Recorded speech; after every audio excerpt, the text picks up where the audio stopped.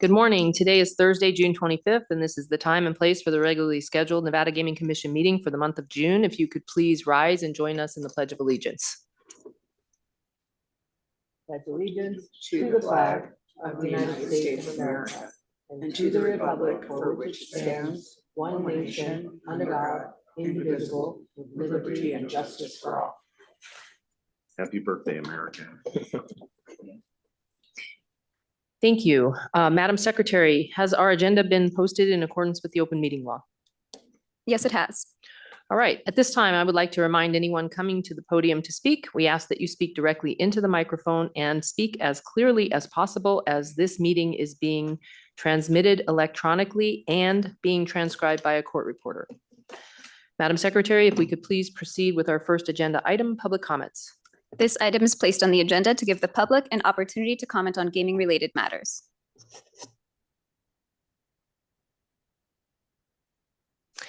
Anyone who wishes to address the commission may do so at this time. Matters brought to our attention during public comment cannot be acted upon, but we are happy to hear comments of the public as well as my fellow commissioners. Comments by all will be limited to 3 minutes as a reasonable time, place, and manner restriction. If any of my fellow commissioners or myself ask any questions of the member of the public, the time needed to address those questions will not be held against those time constraints. Additionally, if you have any handouts or copies of your comment you wish to make as part of the record, please do not approach the dais with them. An enforcement agent will come and take them from you. I will first go to Carson City. Is there anyone present in Carson City who wishes to make public comment? Please step forward to the podium. There being no one present in Carson City wishing to make public comment. Excuse me. Here in Las Vegas. Good morning.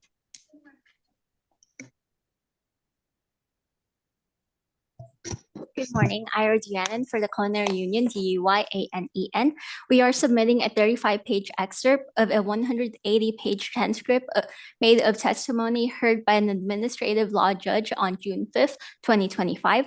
The witness, the former Assistant General Manager of Red Rock Resorts and Palace Station, and the current General Manager of Sunset Station, testified about the decertification process of station properties. During the hearing, the General Manager was asked, yes, just again on this, you're reporting the MUD numbers to the Vice President on General Counsel 158, and he responding, not good enough at this point. And I understood your testimony to be, well, I asked you what? Good enough for what? And I understood you to say whatever process he was involved in. Did I capture your testimony so far correctly? The General Manager confirmed, yes. He was then asked, but you knew that the process he was involved with had to do with the certification, correct? The General Manager clarified, I knew that he trying to understand our team member situation as to how to move forward, yes. He was asked again, move forward through potentially decertifying the union, correct? The General Manager responded, potentially. It is unlawful for an employer to take part in union decertification effort. The 35-page excerpt details the involvement of station executives in the decertification process of station properties. We asked the Commission to review it. We would also like to add a brief update.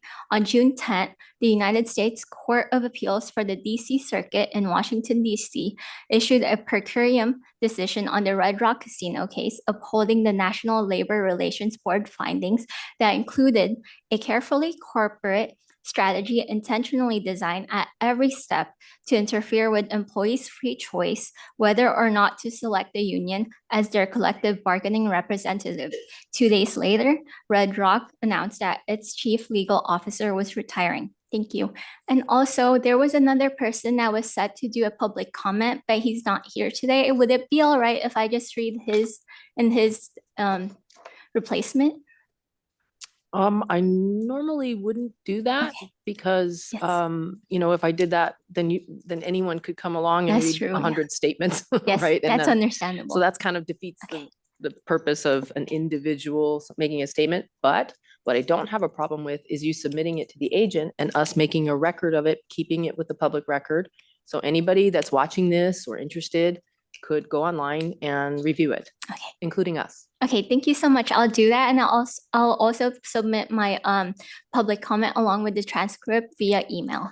Okay, thank you very much. Thank you so much.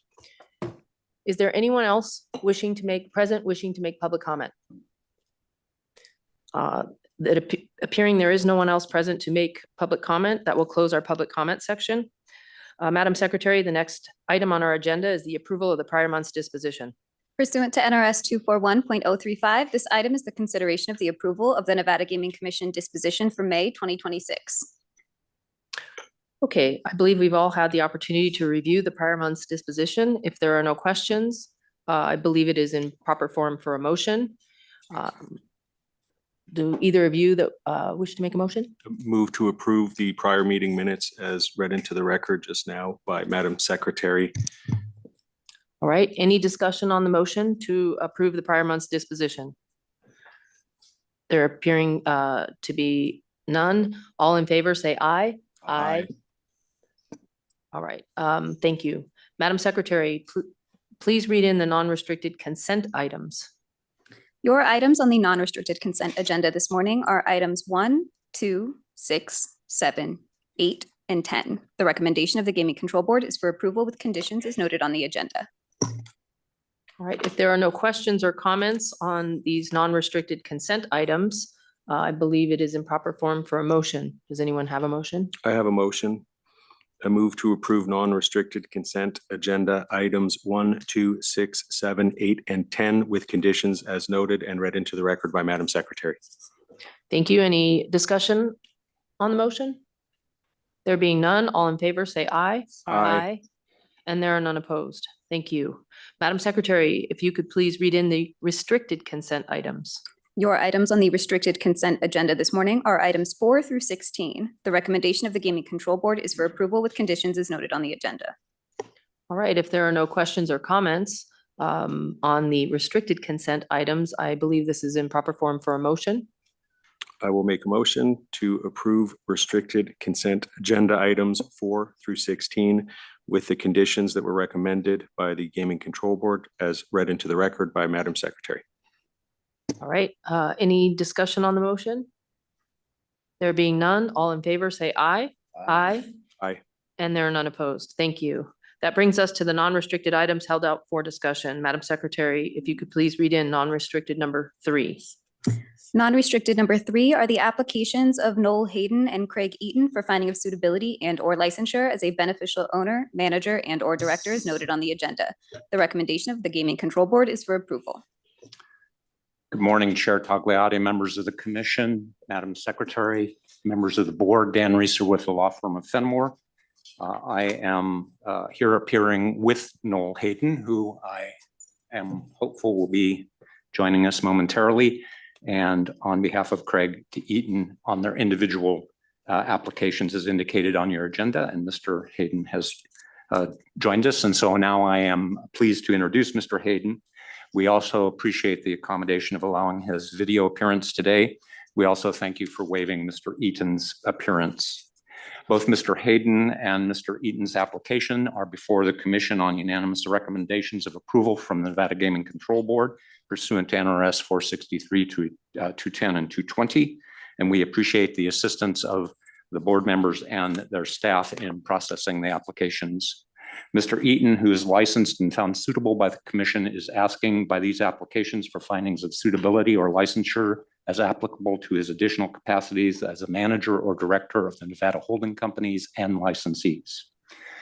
Mr. Hayden's individual application filed March 25th, 2024 requests a finding of suitability as a beneficial owner of 10.12% of the public common stock of Bally's Corporation in accordance with NRS 463-643 subsection 4. Mr. Hayden acquired these shares as a result of the October 1st, 2021 acquisition by Bally's of Gamesys Group, in which Mr. Hayden owned 14.11% of the public shares. So in connection with that transaction, his Gamesys shares were converted to 9.77% of Bally's public shares.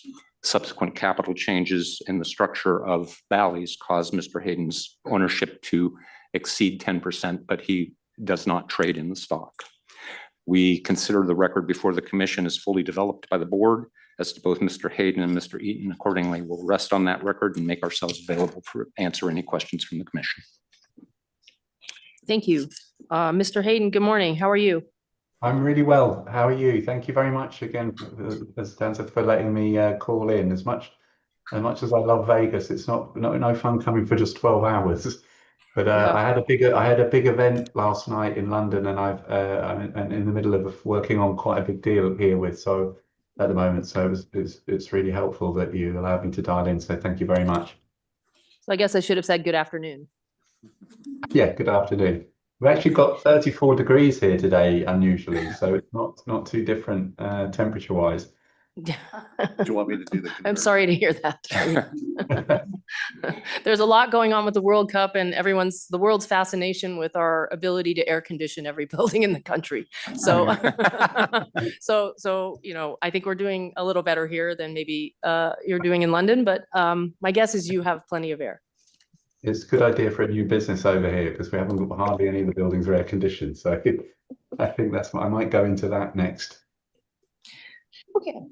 All right. So what I'm going to do is I'm going to open it up for questions or comments. I'll start with Commissioner Krolicki and then we can work our way around. Thank you, Chair Tagliati. Good morning to all and assembled, and Mr. Hayden, and Mr. Reeser. Mr. Hayden, I truly enjoyed your conversation, I'll call it, with the Gaming Control Board a couple of weeks ago. And I understand why you can't be here today, but I was looking forward to seeing you here.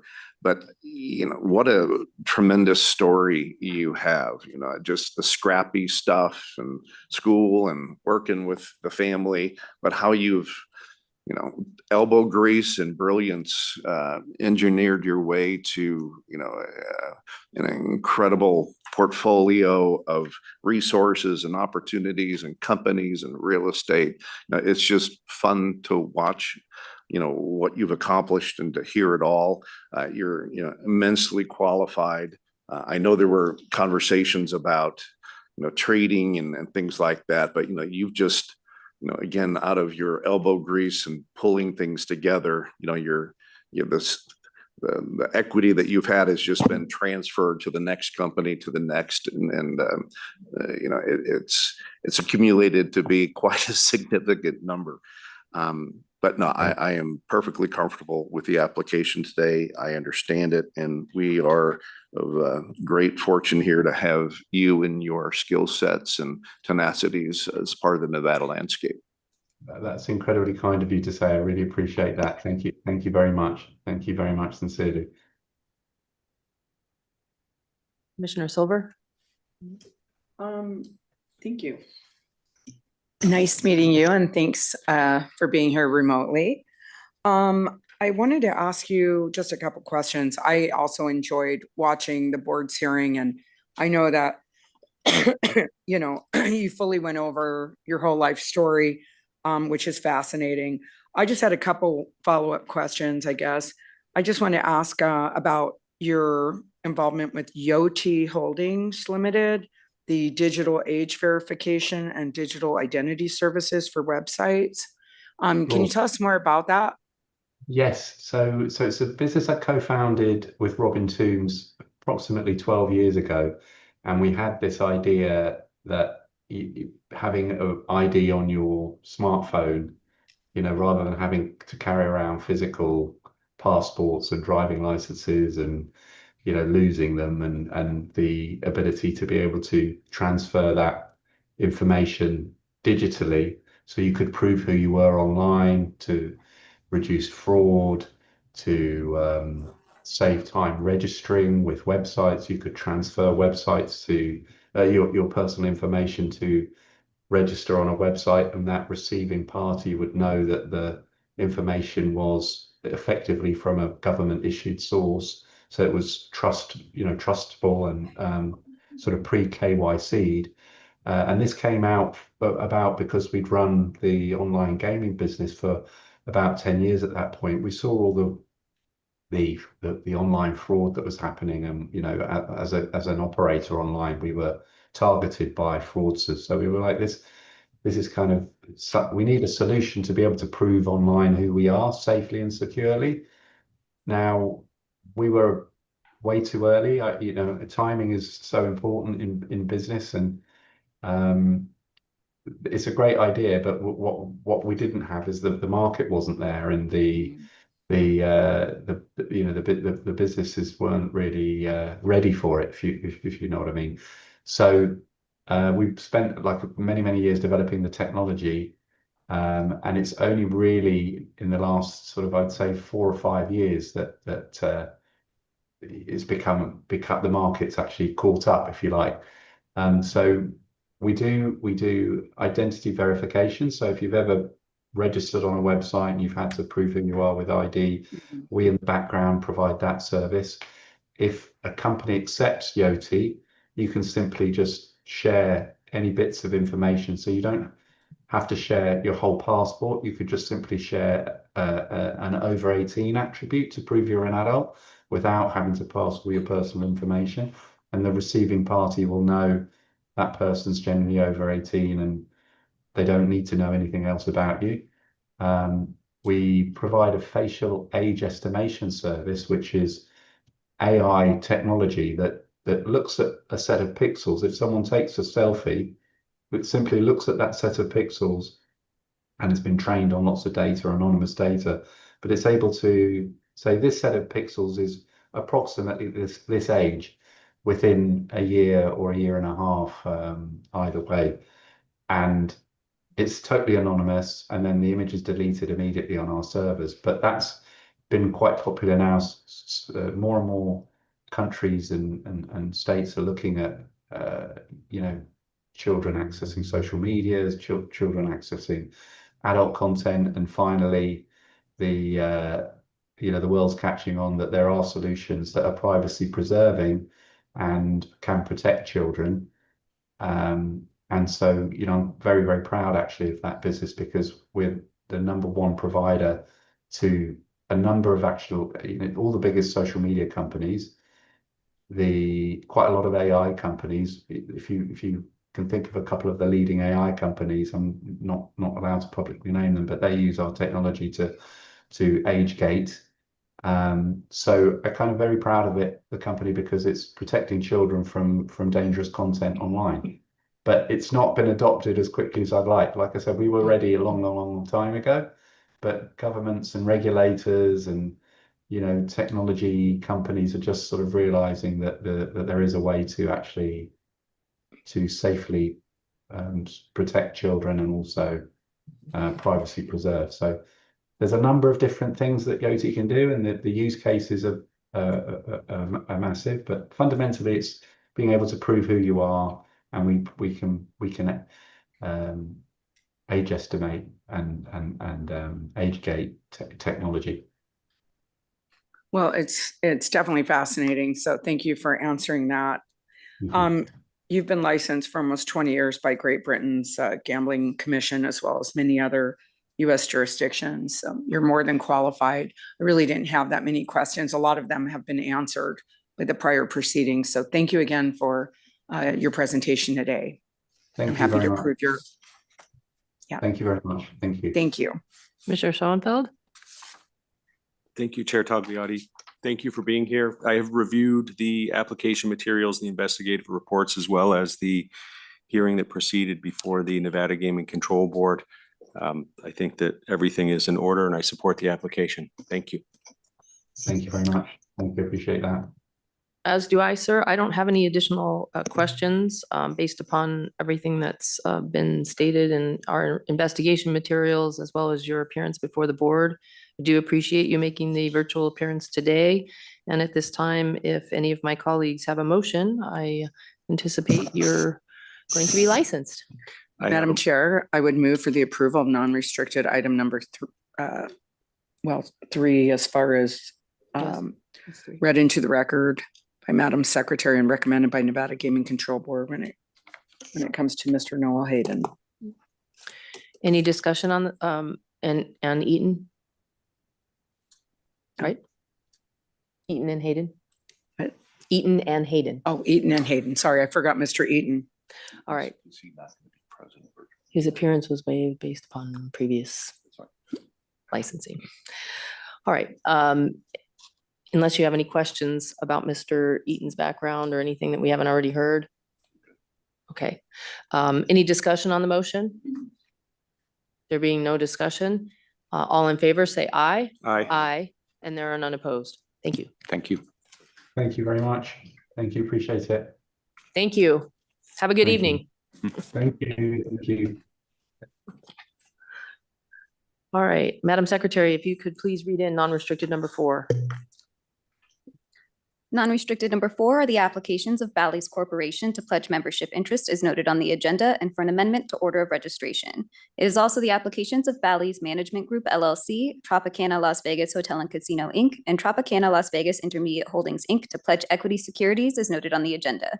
The recommendation of the Gaming Control Board is for approval. Good morning, Chair Togliatti, members of the commission, Madam Secretary, members of the board and staff, Dan Reeser with Fenimore. And I am appearing today on the equity pledge approval application submitted by Bally's Corporation with Miriam Chiva, who is the Executive Vice President and Chief Financial Officer. We thank you for allowing Ms. Machiva to remotely participate, and she is with us on the screen. The board fully developed the record on the applications, which is before the applications which are before the commission. And accordingly, I'll only briefly mention some salient elements of the loan transaction.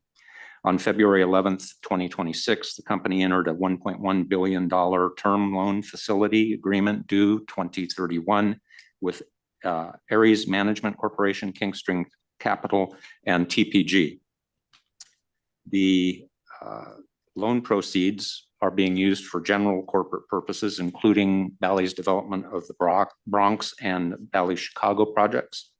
The term loan proceeds were also combined in part with other funds to retire the Deutsche Bank term loan facility.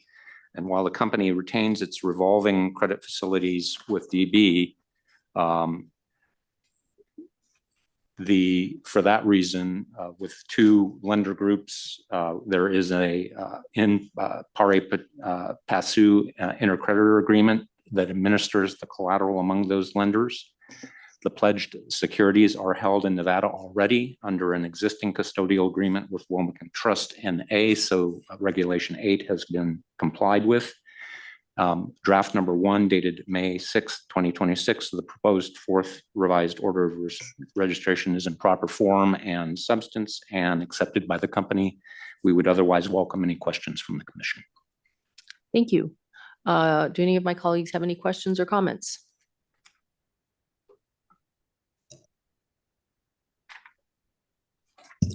Thank you, Madam Chair.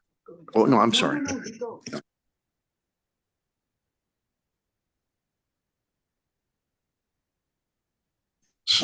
My apologies to the folks watching. We're trying to choreograph up here. Just a couple questions, if I may. Mr. Reeser, thank you for the presentation, particularly the detail that you did in front of the Gaming Control Board. It's an incredibly complex series of transactions and fundings and refundings and refinancings, but it all makes compelling sense and understood. So I'm good on that. If I could just ask Ms. Marsheva, a couple of questions, just some updates. I know you had a chance to update the Gaming Control Board on several of the projects, but could you, well, first with the Las Vegas project, any updates from the FAA and height restrictions and timing for the opening? I know April of 28 is when you hope to have these things finished, but understand you need, things like the FAA to happen first, but any updates or more precision about when your side of that project in the master planning might be pursued and completed? Good morning. Thank you very much for allowing me to participate via video conference. To the best of my knowledge, there have not been any updates in the last 2 weeks since I appeared in front of the board. Mr. Reeser, if you're aware of any updates, please speak up, but I'm not. No, the land use applications remain pending before Clark County, waiting approval from the FAA on the proposed height restrictions for the 2 hotel towers. And that's where it sits. The county is prepared to proceed to agenda, but won't until that is received. And understood. I know it's only been a couple of weeks, but you are going to be hard pressed to have that timeline with the stadium, I suspect, and the longer some of these outstanding things that you can't control linger, it's just going to be a challenge, I suspect. Well, to make the record clear, the April deadline of 2028 is for the stadium to open and for the baseball season to proceed. I understand that. Okay. But Ms. Marcheva is on the record from the Gaming Control Board meeting when asked that it was hoped for that the Valley side of the project would also be completed and available by opening of the stadium. At least that's my recollection. That would be the red district. There's the retail district, not the hotel towers and perhaps not a full blown. I know the casino. gaming part was represented by Mr. Kim, not to, wouldn't be available, but I thought the other aspects were. So If Mr. Razor referred to the red district, what we were referencing is the retail, entertainment, dining part of the project, phase one. Yes, it would be ideal from our standpoint to have amenities available when the stadium opens. But again, we'll have to firm up the timeline once we have the entitlement approvals. And in the meantime, there's common infrastructure that we're progressing, as Mr. Razor stated as well. Podium and electric and other utilities, etc. So that's progressing. And again, my questions are asked out of eagerness and excitement. Lots of things happening in the city. Yesterday in the Economic Club of Las Vegas, Mr. Satry, the chairman of WIN, was talking about all the different things like Sphere, but he noted this project in particular as being one of those crucial pieces of the Las Vegas tourism puzzle, going forward. And we're all watching and we just can't wait for it to get done. So my questions are, with eagerness and anticipation, and I'm sure you will do it as expeditiously as possible. It's in your interest. One of the things, because I'm going to take gratuitous advantage of you being here, that has not been discussed for a little bit, but is Lake Tahoe. You all don't break out the different properties in your public financial statements. So can I just ask for perhaps an update on the Lake Tahoe property, please? Yes, we, obviously summer is a strong season there, so we're excited about the season. There's been investment in competing properties that has obviously impacted ours, but we're starting to cycle through that. The addition of Starbucks has been a positive development for our property, and we are continuing to spend CapEx and implement operating improvements there. So excited about the summer season. Well, we spent some of the meeting time, early this morning for a special meeting of the Gaming Control Board talking about a different state line, Nevada, but this other state line is always important to me, but I appreciate it. There is a lot going on in that neighborhood with other dynamics, if you will. So that whole state line casino corridor in South Lake Tahoe is going to be fascinating to watch. There has been a lot of CapEx, and I just want to make sure that you all don't lose sight of, you're busy in lots of different places, but the South Lake Tahoe property, state line Nevada, is pretty important to a lot of folks too. I would also amplify that the property has a new general manager, has extensive experience. He ran the Tropicana, and Eric Knowles has filed up in last week for licensing as the new key there. And so the company's likewise pleased that Mr. Knowles agreed to move north and undertake that role. And what's his name, please? Eric Knowles. Excellent. Thank you. So he self-sacrificed for Lake Tahoe. It was 62 degrees yesterday when I left. I will say his wife was pleased, but he also remains the general manager of the licensees down here. So going to be handling state. And just perhaps a closing comment, again, with the Gaming Control Board, you had some, I think, significant discussion on remediation processes and some of the tax issues that, I won't go into detail, but I appreciate your collective efforts in leading that team and pursuing those best practices. But I am happy to support the application. It's compelling, it's important, and I will facilitate it.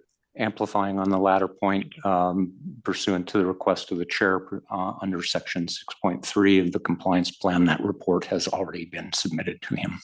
Excellent. Thank you. Commissioner Silver. Thank you. Thank you, Mr. Reesner, and also Ms. Marcheva. I hope I said that right. I too echo the comments of Commissioner Krolicki when it comes to being excited for our Las Vegas stadium.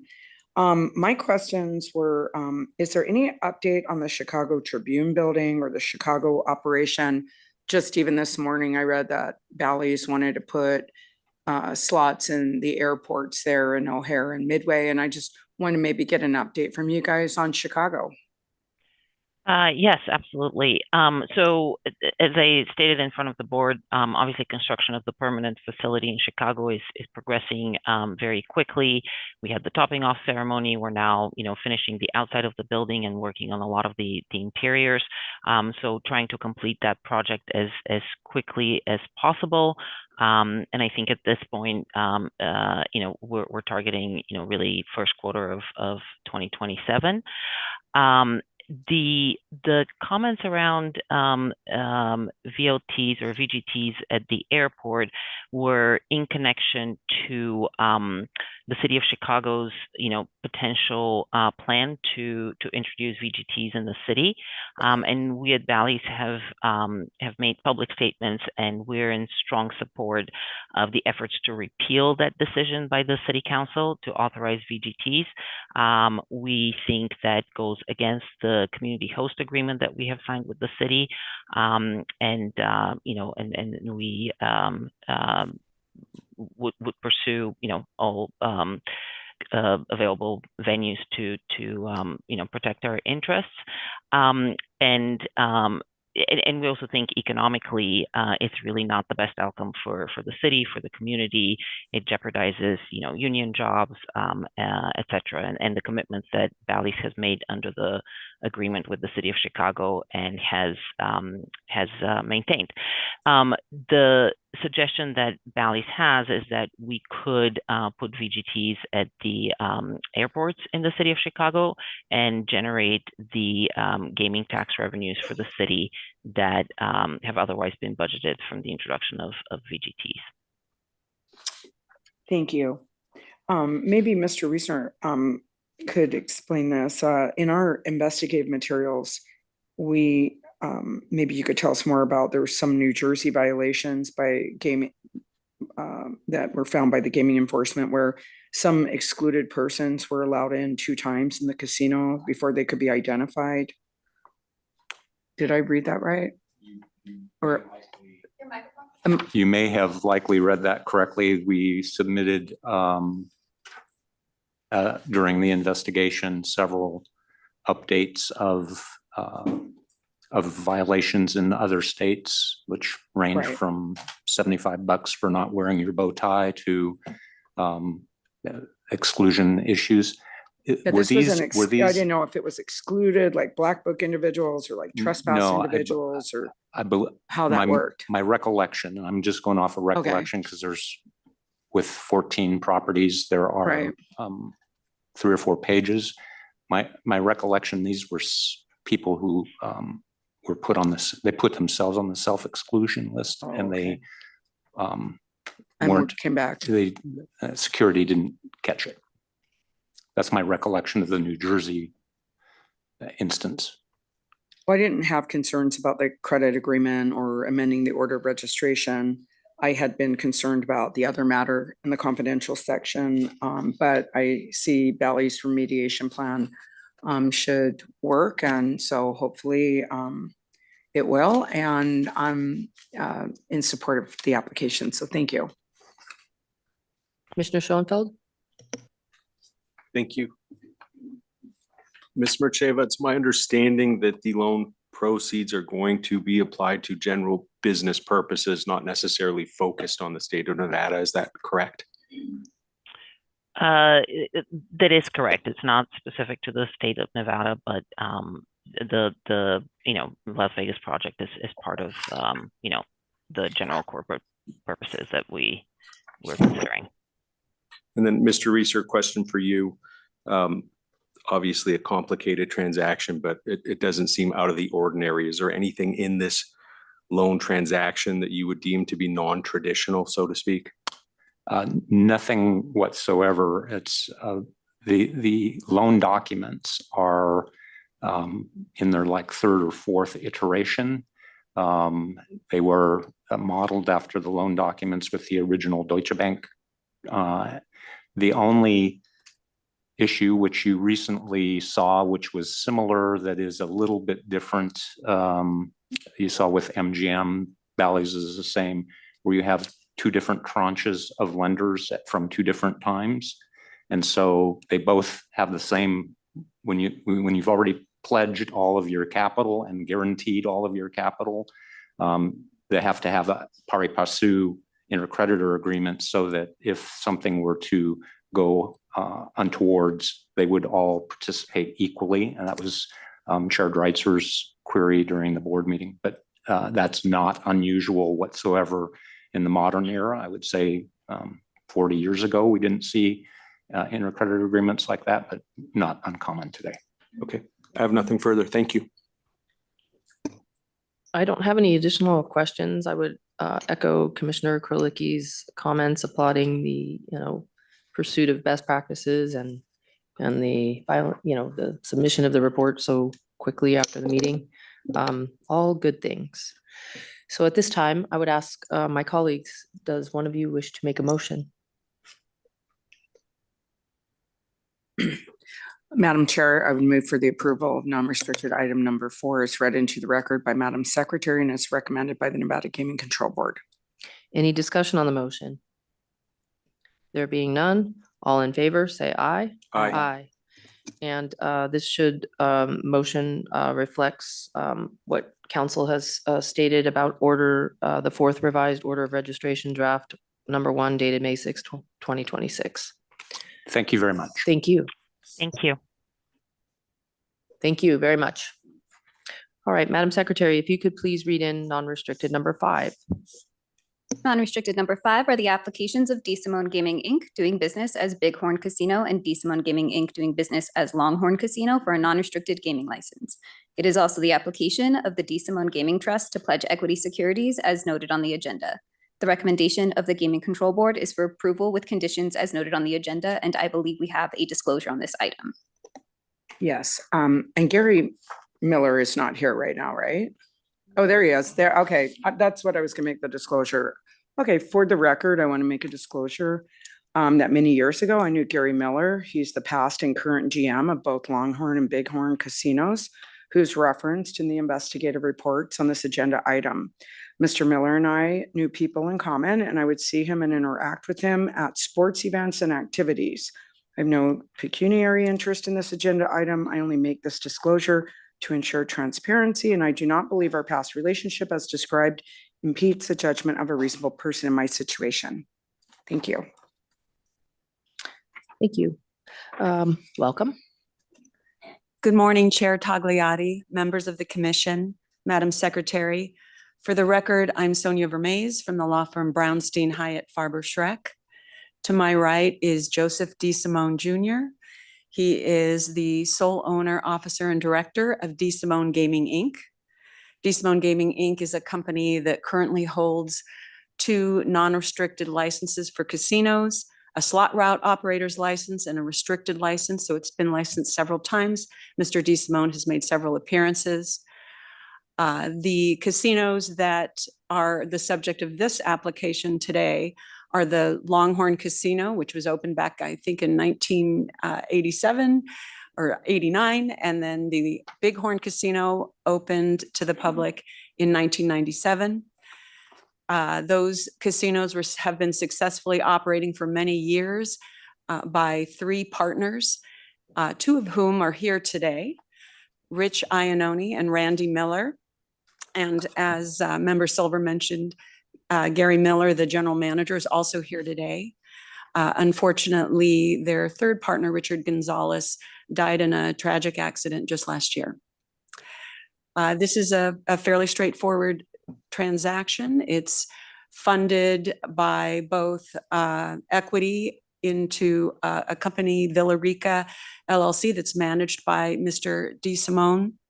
It's going to acquire the Bighorn real property and non-gaming assets and leased all of that to DeSimone Gaming, Inc. Villa Rica has also secured traditional financing from Enterprise Bank, and that's why you see that there's an equity pledge application also on your agenda. Mr. DeSimone answered several questions for the board and covered a lot of information, but we are happy to answer any additional questions you might have today. Thank you, and thank you for being here. At this time, I'll start with Commissioner Krolicki. Questions, comments? Thank you, Madam Chair. Mr. DeSimone, Ms. Bermays, always a pleasure. You're an operator's operator. I just appreciated your conversation with the Gaming Control Board. I think you used the word ratios and things working well more than I've heard from other applicants. So, you are a no-nonsense kind of operator. Henderson is very fortunate to have you. And I think what you're doing will be, extrememely important and beneficial to you. Could you talk a little bit? You just touched it, but I thought it was interesting. The player loyalty programs, you hope to wrap all three properties into a common program. Could you talk about that a little bit more, please? Thank you, Chair Tagliati and Commission, for having me here today and considering our application. The Bighorn and Longhorn, as I said at the hearing, are both run very well. Immediately, we're going to have vouchers for use for those players to use at the Railroad Pass and the Pass and the Bullet Train that I have down at in Henderson. Our plan is to get our feet under us and see exactly what we have with the operating system, which is different at the Bighorn and Longhorn, and then combine the systems with an Aristocrat Oasis system. That's our plan. That could change. If that plan goes through, the players' cards would all be one for all four properties now. That answers your question. It absolutely does. No, I appreciate what you do. You grind it out, and I'm fully supportive of your application today. Thank you, Commissioner. Commissioner Silver, any? Thank you, and thank you for being here today. I just had a couple questions. I enjoyed your presentation, and thank you for all you do with employing, citizens here in Southern Nevada. I was curious as to when you acquired Railroad Pass. I know it's non-restricted, correct? Yes, Railroad Pass is not restricted. That was my first gaming acquisition, purchased in 2014 and closed in 2015. I grew up in Boulder City, so that was the only game in town in the 70s. I read that. Was to go over to Railroad Pass. And I see that you're not really changing things in the two casinos for 12 months, but I was wondering what your plans were after that, if you had any big plans. Yeah, no, we don't plan to change operations. The Longhorn Casino has an adjoining hotel with 150 rooms, and we plan on doing major renovations there. We have set aside equity and capital for that, and we think that's a big value add for the property. We'll add employment. We'll increase business in the casino. I just can't say enough about how the Millers and Mr. Iannone have run the place. It's very well done. And so the hotel's a little tired. So we're going to make an investment in that part of the community, and that'll be immediate. And to dovetail off of what you just said, I was aware that Mr. Miller obviously had been GM of the Longhorn and had been there a long time. How does Gary Miller, or him being the GM, how does he divide his time to a routine week? And I saw also your chief of security is also dividing their time. How do they do that in a routine week, being that the casinos, one's in Northtown and one's in Henderson? You're talking about the Bighorn and Longhorn? Yeah. Yeah. How do they Well, divide the time? the Longhorn's in incorporated Clark County, the Bighorn's in Northwest Vegas. Mhm. They are it's, as a crow flies, it's not that far, but to drive is a little bit. So, Mr. Miller operates the Longhorn, and he has two managers who I've met operating the Bighorn, but Mr. Miller does oversee that. I'm gonna have Mr. Miller, since he has intimate knowledge of both properties, run both properties and report to Mr. Edlund who runs my Railroad Pass properties and all of food and beverage. So and myself, I'll, like Mr. Quickie said, I'll be very involved but Gary has as much of a grip on these properties as I do on my existing properties. So as far as security, yes, we're going to assess security is important to us, and we have a very good record with security issues, I think. He's going to spend as much time as is necessary, and we're going to assess all departments. You know, we're keeping everybody on, and we have no reason to think there'll be any, except for attrition, there'll be anyone leaving. But we also have a whole security department at Railroad Pass in the past. So we'll see how management of the security works and where the talent comes out, and we'll be able to assess it at that point. And I'm correct, the Bighorn Casino, the proposed upgrades are installing new video board and increasing the number of slot machines, while at the Longhorn, your planned enhancement include the hotel and increasing the inventory of gaming machines. We'd like to increase the inventory of gaming machines. If you visit the properties, there's not a lot of room. The machines, we mentioned ratios, the machines do a lot per day each, and there's probably, if you do the statistics and follow the rules, you would add machines. We haven't studied where to add them, but we do want to add them. So that'll be something for the future, like you said, after 12 months. And I guess my last question was, I was just wondering how you knew, or how Peter Hernandez became an investor in the Beachy property, or Villarrica. Wait, am I saying it right? Villarrica. Villarrica, yeah. Peter Hernandez was introduced to me by a gentleman named Richard Knoll, who's an executive at MGM. He's been a friend, investor. We own a hotel together, the Atwell Suites. Very kind man, very generous, and he enjoys his returns. So Right. A friend. It's the best way to put it. Very good. Well, that's exciting. Well, thank you so much. I appreciate you being here today. And of course, I support your application. So thank you so much. Thank you, Commissioner Silver. Commissioner Solenfeld? Thank you. Just a few questions. Mr. DeSimone, in terms of the funding for the acquisition, I understand from the materials that part of it is through Villarrica and then the other is through traditional financing with Enterprise Bank and Trust. That's correct. In terms of the Villarrica private placement funding, have you used that structure, similar structure with other acquisitions? Many times before, both in my real estate development business and in gaming, yes. And I understand from the materials that generally it goes to friends and acquaintances and business partners. Is it generally the same group, or has that group expanded or changed over the last 10 years, let's say? It does expand and changes. So the people at different parts of their lives and careers have different investment objectives. So depending upon the investment, how long we think it'll be, what the returns are, what the benefits are, different people opt in and different people opt out. It's not unusual to have a one-off like Mr. Hernandez, who came in 6 or 7 years ago. It was a friend of one of the existing investors, and kind of when I purchase something and we start raising the equity, it kind of takes a life of its own at this point because we have a good track record. But these people are very important to me. All right. I have nothing else. Thank you. Thank you. I don't have any additional questions. I think you've given us quite a bit of information in the board meeting as well as answered our questions. So thank you very much for that. I too am in support of the application and would ask if any of my colleagues have a motion. Yes, Madam Chair, I would move for the approval of non-restricted item 5, right? Yes. As read into the record by Madam Secretary, as recommended by the Nevada Gaming Control Board. Okay, thank you. Any discussion on the motion? There being none, all in favor, say aye. Aye. Aye. And there are none opposed. Thank you for being here today. Appreciate Good it. luck.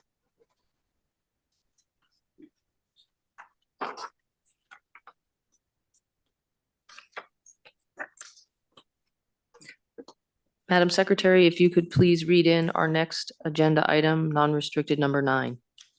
Non-restricted number 9 are the applications of the Parag M. Vora Revocable Trust for registration as a holding company, for finding of suitability as the sole managing member of H.G. Vora Management GP LLC, and for finding of suitability as a 99% limited partner of H.G. Vora Management LP. It is also the applications of H.G. Vora Management GP LLC for registration as an intermediary company, and for finding of suitability as a 1% general partner of H.G. Vora Management LP.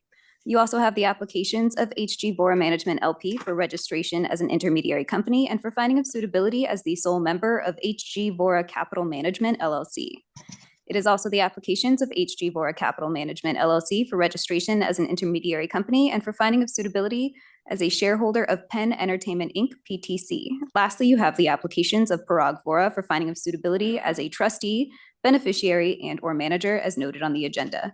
The recommendation of the Gaming Control Board is for approval with conditions as noted on the agenda. Good morning, council. If you could please state your appearance and who you have with you today on this agenda item. Absolutely. Good morning, Chair Togliatti, members of the Commission, Madam Secretary. For the record, my name is Glenn Light with the law firm Womble Bond Dickinson. I'm here today on behalf of H.G. Vora Capital Management LLC in connection with its application for a finding of suitability as a shareholder of Penn Entertainment. As you heard at the April 8th and June 10th Gaming Control Board hearings, H.G. Vora is a registered investment manager that is based in New York and is a long-standing investor in the regulated gaming industry. In Nevada, H.G. Vora has been an investor with companies with gaming operations for many years, going beyond its current less than 5% ownership in Penn. With specific regard to its minority ownership interest in Penn, H.G. Vora filed an application with the Nevada Gaming Control Board in July of 2024, and following frequent and courtesy dialogue with board staff. Of note, H.G. Vora filed its application because it wanted to ensure that it maintained an open and transparent relationship with the board to ensure it had flexibility should it decide to take certain steps afforded to shareholders of Penn under Penn's bylaws, in particular to pursue a proxy contest for minority board seats in 2025. And since then, H.G. Vora has been approved in 10 other jurisdictions around the US without any restrictions. Additionally, in February of 2026, H.G. Vora and Penn entered into a mutually agreed cooperation agreement. So importantly, the Nevada Gaming Control Board recommended approval of H.G. Vora's application for a finding of suitability, subject to a 3-year limitation and 2 conditions on its license, all of which H.G. Vora has agreed to. So, in light of the board's recommendation for approval, the extensive affirmative presentation that we made at the board hearing, and the supplemental memorandum that we filed with board staff to following the board hearing to correct material misstatements directed at my client, we would request permission to, number 1, make introductions, number 2, provide a high-level overview of certain material dates and events, and then go to questions. Yes, thank you. Thank you. So I am accompanied at the podium by the applicant, Parag Vora, who is the sole manager and indirect sole owner of H.G. Vora Capital Management LLC, an SEC-registered investment advisor. Mr. Vora founded the firm in 2009 and serves as its chief investment officer, the portfolio manager of each of its funds, and on the firm's investment committee. The firm has over 5 billion regulatory assets under management with 30+ employees. Next to Mr. Vora is Mandy Lamb, who is the chief legal officer of H.G. Vora. And then sat behind me is Michael Trainer, who is a partner at the law firm Blank Rome, which serves as the lead regulatory counsel for HG Vora. And then joining us via Zoom. So we have Rana Ismaili, who is a partner at Sidley Austin, who served as lead securities enforcement and regulatory counsel for HG Vora with regards to the Ryder matter with the SEC.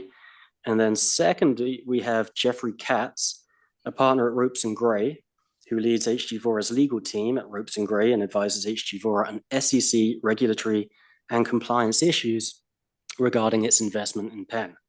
So with that, I would like to hand the podium over to Mr. Vora. Good morning. Thank you, Chair Tagliati, members of the Commission, Madam Secretary, for your time today. Really appreciate it. I'm just going to share a very brief background before handing it over to my colleague Mandy, who will talk a little bit more about our investment in Penn. I grew up in Michigan, just south of Detroit. My father was an engineer at Ford Motor Company his entire career. I went to the University of Michigan to study economics. I then went to New York City for graduate school. I obtained a law and business degree at NYU, began my career as an investment banker at Goldman Sachs. This was about 25 years ago. And that's where I was first exposed to the gaming sector. I spent the majority of my time at Goldman advising companies in gaming on raising capital, M&A, both regional businesses based in Las Vegas, spent a lot of time with the Venetian, and in particular, was first exposed to Penn in 2000, advising a company called Hollywood Casinos in its sale to Penn. So I've had a long history with the space. After Goldman, I joined a firm called Silver Point Capital. Silver Point was where I first learned how to invest. I joined Silver Point because the firm specialized in investing in debt, which is also what HG Vora does today. And while at Silver Point, continued to form relationships in the gaming sector and continue to make many investments in that sector. In 2009, I left Silver Point to start HG Vora Capital. Today, I'm very fortunate to count our investors as primarily institutional investors, sovereign wealth funds, hospital systems, wealthy family offices. And our strategy is to invest primarily in credit, high yield leveraged loans. And then we also invest in a handful of equities. And while we invest across the capital structure and across many industries, gaming has been our largest industry over the years, and one that we've been heavily invested in, and one that I'm personally passionate about and very excited about moving forward. Our investment in Penn really began over a decade ago. We've invested billions and billions of dollars in dozens, if not over 100 gaming companies over the past 10, 15 years. We've been one of the largest shareholders of many companies that Penn acquired over the years, going back to Argosy, Astar, Ameristar, Pinnacle. And then we were one of Penn's biggest shareholders over 10 years ago. So this is a company that we've been involved with for a very long period of time. I'm happy to also report that we entered into a cooperation agreement with Penn earlier this year. And I'm hopeful that the company will really thrive moving forward. And with that, on a personal note, I live in the suburbs of New York with my wife and 3 kids. I'm happy to answer any questions you have today. And like I said, I'm really excited to be here today and really excited about being more involved in the sector moving forward. So with that, maybe I'll turn it over to our Chief Legal Officer, Mandy. Thank you for that. Good morning, Madam Chair, members of the Commission, and Madam Secretary. My name is Mandy Lamb, and I serve as Chief Legal Officer of HG Vora Capital Management, a firm that I joined nearly 12 years ago. I wanted to just walk through very briefly, no more than 5 minutes, the way that we tend to view the timeline in terms of key developments with the engagement with Penn, which largely can be characterized in 3 phases, the more recent phases. In phase 1, as Parag noted, HG Vora has been, Mr. Vora noted, HG Vora has been invested in Penn stock for over a decade. And as we have consistently shared with the NGC board and staff, the relationship between HG Vora and Penn was a productive and a collaborative one until approximately 2.5 years ago at the end of December of 2023. At that time, HG Vora owned just under 10% of Penn voting common stock. During that time, consistent with Penn's shareholder engagement program, HG Vora shared its views with Penn throughout 2023 on topics that Penn promotes in their publicly disclosed materials as key themes, notably on capital allocation, where shareholder input is sought by the company of its shareholders. This view of the relationship as productive and collaborative was also shared by Penn during that time. Had it not been their view, Penn would not have asked HG Vora to sign a confidentiality agreement and provide our firm with material non-public information to help Penn refine its own messaging to its investors on its third quarter earnings call in November of 2023. Had the relationship not been productive and collaborative, Penn's external corporate counsel, Wachtell Lipton, would not have described it, and I quote, wholesome, unquote, in public remarks made a full year later. Which brings us to December 18th of 2023, where Mr. Vora and a senior investment analyst at the firm met with Penn CEO, Jay Snowden, in Boston for dinner for a general catch-up. It was during that dinner conversation that the conversation unfolded in a manner that left Mr. Vora with the impression that improvements to the Penn board could allow Penn to potentially achieve its full potential. And as a result, during the course of that dinner, Mr. Vora requested that Penn consider affording HG Vora the right to designate 2 directors to Penn's board. Significantly, HG Vora did not seek to appoint a majority of the board to what was a 9-member board, only 2, and had envisioned selecting directors that were independent of both HG Vora and Penn. As I shared with the NGC board and staff, Penn's counsel contacted me afterwards, stating that Penn had reported to counsel that the dinner was a collaborative meeting and asking if we could share a draft of our firm's upcoming SEC 13D filing. However, on the following day, Penn's tone had markedly shifted.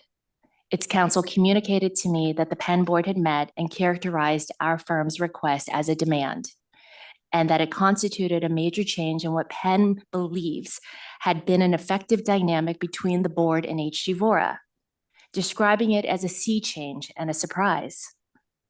Its counsel further shared that the Penn board had been considering seeking HG Vora's input again, this time on Penn's fourth quarter earnings under another confidentiality agreement.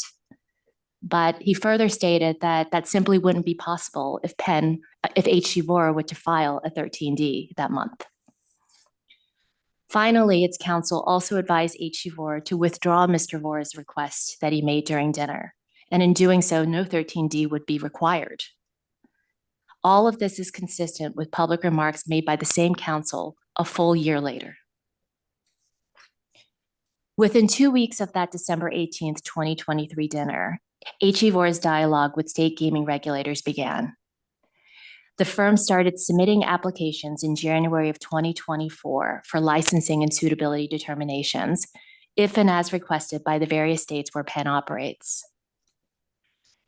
This now takes us to what I call phase 2, which is 2024, which was in some respects a quiet period, but a very, very busy period for our firm regarding our investment in Penn, as we were focused on our engagement with state gaming regulators throughout 2024.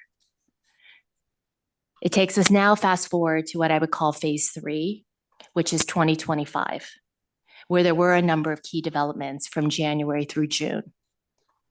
In January of 2025, Penn's ownership of Penn voting common stock decreased to below 5%, which is where it remains presently today. Also in January of 2025, following confirmation from all the state gaming regulators that there was no impediment to proceeding with this step, HG Vora nominated 3 independent director candidates to Penn's then 9-person board for election by all shareholders at Penn's annual upcoming shareholders meeting, typically held in June of each year. A few months later, in April of 2025, for the first time in the firm's history, it commenced a proxy contest for the election of these 3 candidates for that June annual meeting. It was also this spring, in May, during the middle of the proxy contest, that HG Vora filed a lawsuit against Penn. This was filed because we believed, first, that Penn's reduction in the size of its board from 9 to 8 during a contested proxy contest was unlawful under Pennsylvania state law, and that second, that their SEC filed proxy materials contained materially false and misleading statements and omissions. As part of Penn's board reduction, Penn also announced that it would be adopting 2 of HG Vora's proposed 3 candidates as its own nominees for the shareholder meeting. 1 month later, in June, Penn held its annual meeting, did not acknowledge the nomination of the 3rd director that we had on our proxy statement, announced the successful election of the 2 remaining ones that they had adopted as their own, and they seated them to the board. Fast forward to where we are today. It is not uncommon for our firm to be asked, what's the current state of affairs between HG Vora and Penn? 7 months following that 2025 annual meeting of shareholders, HG Vora and Penn entered into a cooperation agreement in February of 2026, earlier this year. And it's under that agreement, which Penn publicly filed with the SEC, and of course has been made available to the board and staff and to you as well. Penn increased its board size from 8 to 11 members. Penn appointed 3 new board members, all of whom were independent of both Penn and HG Vora. HG Vora also agreed to certain customary standstill restrictions, certain limitations on HG Vora's ownership, as well as interest in Penn, as well as to certain voting commitments through the end of 2027. HG Vora also withdrew its lawsuit against Penn. Finally, HG Vora and Penn have each agreed to certain non-disparagement obligations with respect to the other party. It's at this time I'd like to ask Mr. Trainer to briefly summarize for the Commission our firm's engagement with state gaming regulators and the current status in the various states. Thank you, Mandy. Excuse me. Good morning. My name is Michael Trainer. I'm a partner at the law firm of Blank Rome. I've been acting as coordinating regulatory gaming counsel for HG Vora for about 2.5 years or so now. And I'm here to provide just a very brief update about where things stand from a gaming regulatory perspective across the country beyond Nevada. I'm pleased to report that nothing substantive has changed since we appeared before the board about 2 weeks ago. Our client remains licensed or otherwise similarly suitably approved in 10 jurisdictions. If you include Nevada, there are 4 remaining jurisdictions that remain in process. Those jurisdictions are Nevada, Pennsylvania, Illinois, and New York.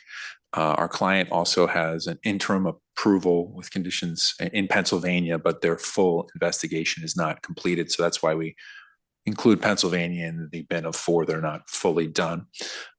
We did, as we presented and hopefully described clearly through the investigative report, and a couple weeks ago, our client did file in Massachusetts. That application was subsequently withdrawn. So in total, there have been 15 jurisdictions that have asked our client or have otherwise we deemed appropriate, if you include Nevada, to come in for suitability or licensing review thus far. I'm very pleased to report, as I did a few weeks ago, that there have been no disciplinary actions against our client. There have been no formal complaints filed by any regulatory agencies. There have been no fines to date. So all of that remains the same. I'm also pleased to report that there are certain jurisdictions that have taken a different view about our client's activities and what ultimately would then occur as a result of those activities. Some jurisdictions our client filed in, they were an institutional investor, for instance, in Ohio, in New Jersey. Places like those 2 instances have asked our client at some point in time to then come in and file, determining that they were no longer an institutional investor. Our client then followed all the appropriate procedures. And then in the instance of, or the case of New Jersey and Ohio, by way of example, our client was deemed suitable with no restrictions and no penalties or fees, or fines, excuse me, I should say, to date. The last thing I'll say before I turn it back to Mr. Light is that we recognize that this is an extensive process, not only in Nevada, but across the country. And we're very thankful and appreciative of all of the hours of time and effort that staff, both here in Nevada and elsewhere, have taken to review our clients' application. We are genuinely thankful. I know Mr. Rivera said it already, but it has been a very thoughtful process. And we're very much thankful for your time. I'm going to step away now and have Glenn come back up. Thank you.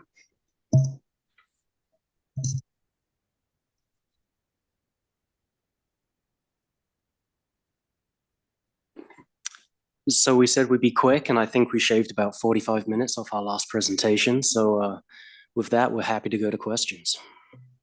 Okay, thank you. Appreciate you being here today, all of you. At this time, I will start with Commissioner Krolicki. Questions, comments? Thank you, Madam Chair. Good morning and welcome. You know, it's often a question asked by both the board and the commission, how you found this experience of being licensed in Nevada. I may not ask you today how you've felt all about this, and that was an attempt to de-escalate drama here. You know, this has been rough and tumble. I'll just say it, forward. But just working with staff, which I think has done a magnificent job, watching the Gaming Control Board meeting itself, and I don't think I've ever received as much subsequent information. Much of it is privileged, so it's difficult to speak about it in an open forum. But I appreciate the comments that have made and poured in, but again in a confidential way. But I'm somebody, there's 100 years of lawyering up here, not me. I'm a finance, banking, Wall Street kind of guy. 40 years of doing those kind of things and 20 years of sitting on corporate boards, both public and private. So I think, hopefully, there's some, uniqueness in how I approach this and just kind of take it apart to really get to the substance of what's before us, and whether or not you're an appropriate individual to be licensed in the state of Nevada. I see it as the SEC fine with the 13D, whether or not you're an activist shareholder or just a very aggressive holder of shares, which is a distinction. The board engagement that you had in some of those discussions and the swaps that were involved in some of these. And I think those were the platform for much of the conversation about suitability from a couple of weeks ago. So let's just, if we might just kind of pick it apart and take it one step at a time. And I appreciate your patience with me as we go through this. The swaps, there was a lot of conversation about the cash settlement equity swaps that you've all participated in pertaining to Penn and perhaps Ryder and other things before. But it's the information I've received. I believe I know the answer, but there's been some discrepancy. So I'm just going to, flat out ask, for the swaps. And to me, this is important, particularly in Massachusetts, which, had that 5% threshold of reporting, and you were under that threshold, but the swaps put you, I think, 18-19% exposure. I'm not saying voting shares, but so I'm getting the thumbs up from Mr. Trainer and Ms. Lamb, but cash settlement equity swaps can be written as not just a cash settlement, but it can result in equity.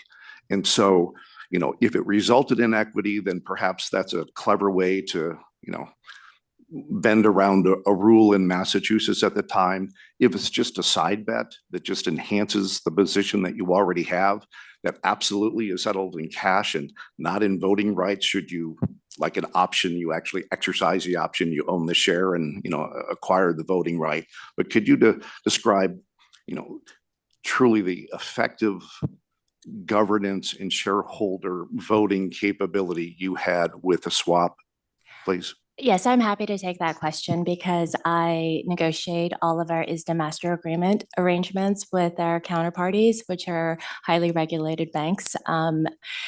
In our documentation and each of our cash settled swap instruments, the contracts are drafted unequivocally that the only method of settlement is cash.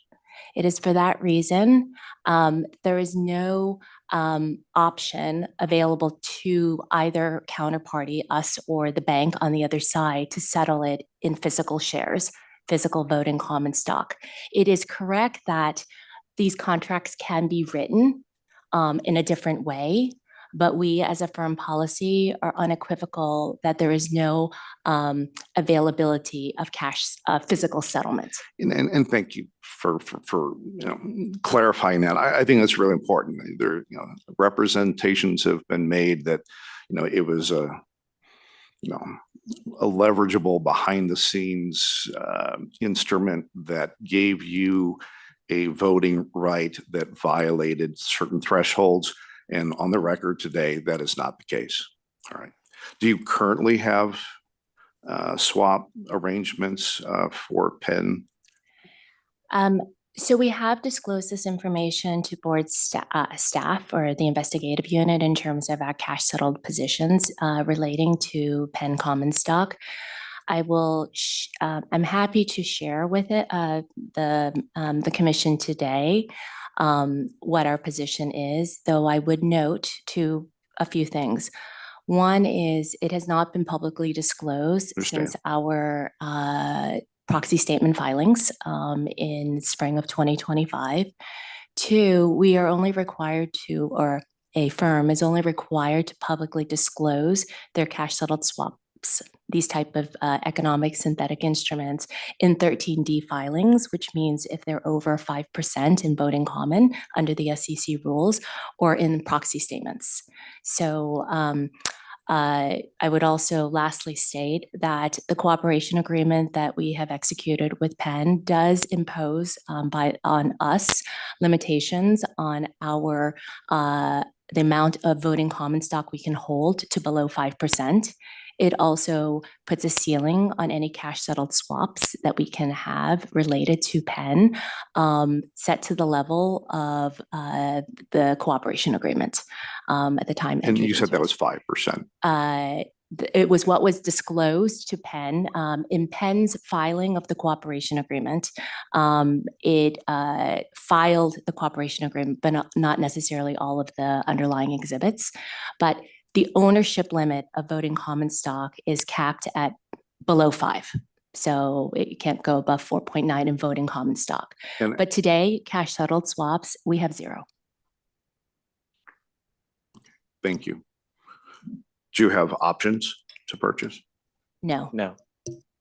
What's your current equity position? It is just over 4%. What's it, $18 a share today?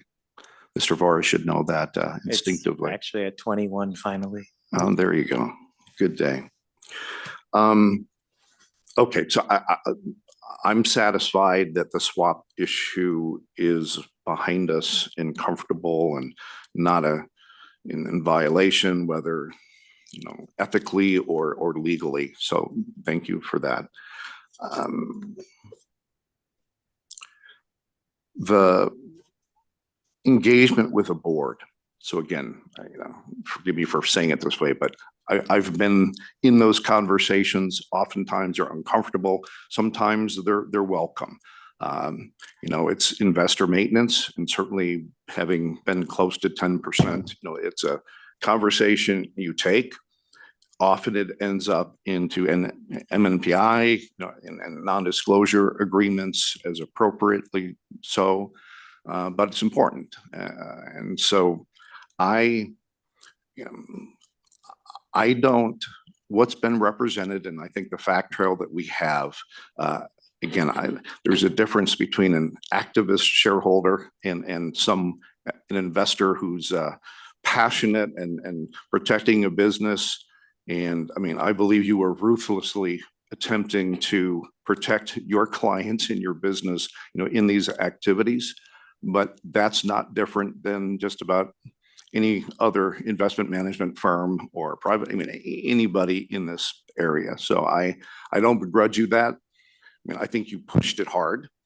And that gets me to the 13D filings. Timing is obviously important. In the Ryder case, you missed it by a week.